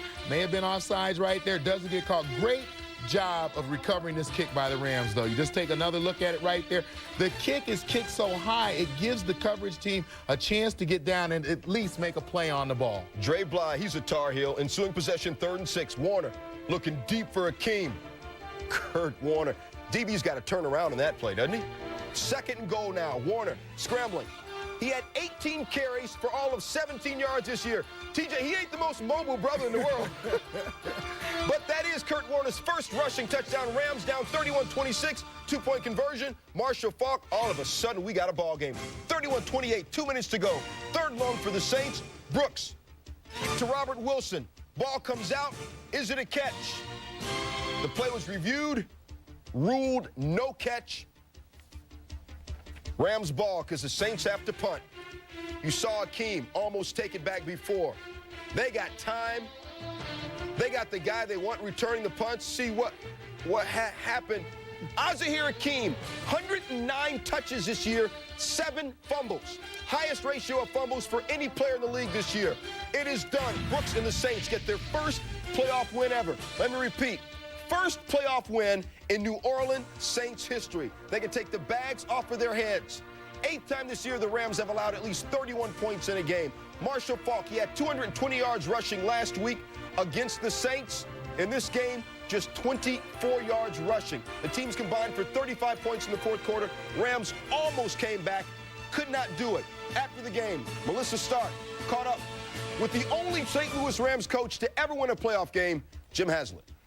I think it's a great honor for the organization and Mr. Benson, and just to get a first win in playoff history. And I can't say enough about the players. I mean, they had a chance to come back and win the game, but we fought through it, and I thought we played extremely well today. You lose another star player in Joe Horn, but you guys overcome that yet again. How do you continuously do that? Well, that's kind of our that's kind of what we do. We lose guys, and guys step in and play. Willie Jackson stepped up today, played great. Our defense played great up till the end of the game, and I can't say enough about our players. Well, congratulations. All right, TJ, here we go. Saints, no Jeff Blake, no Ricky Williams, no Cam Cleveland, no Fred Weary, no Terrell Smith, and after the first play of the game, no Joe Horn. And yet we gonna beat you, the defending champion. I think they are certainly a reflection of their coach, Jim Haslett. And in talking to him this week, he showed no inclination toward the fact that he might lose this football game. I think he understood that the odds were against him, that the St. Louis Rams were as healthy as they have been all year. But I think he said it in those sound bites. People have stepped up and played, whether it is the quarterback and Aaron Brooks, Willie Jackson at the wide receiver spot. Today, their defense played. And I think the only thing that this team had happen to them at the end of the game was that they relaxed a little bit at 31-7. It's human nature, and then you have a hard time getting yourself and your head back into the football game. You were playing a great Rams football team. They showed that in the 4th quarter, and, you know, maybe time ran out on them. Akeem drops the ball, but, boy, if they had gotten the football one more time, you wonder defensively if the Saints would have been able to stop them. One thing about the Rams, Mike Martz is a very confident guy. I mean, he said, even before last week, he said, look, we're going to go to New Orleans. We hope to kick their tails, you know, give them a Christmas present, then go back the next week, do it again. That came back to bite him. I think you learn a lesson, and I learned it when I played because I had a tendency to talk every now and then. I think you have to be quiet. You allow your team to win the football game. Then after you win, then you can say anything you want because the other team can't do anything about it, especially playoffs. Let's go deep, deep, deep inside the numbers. Aaron Brooks, 4 touchdowns.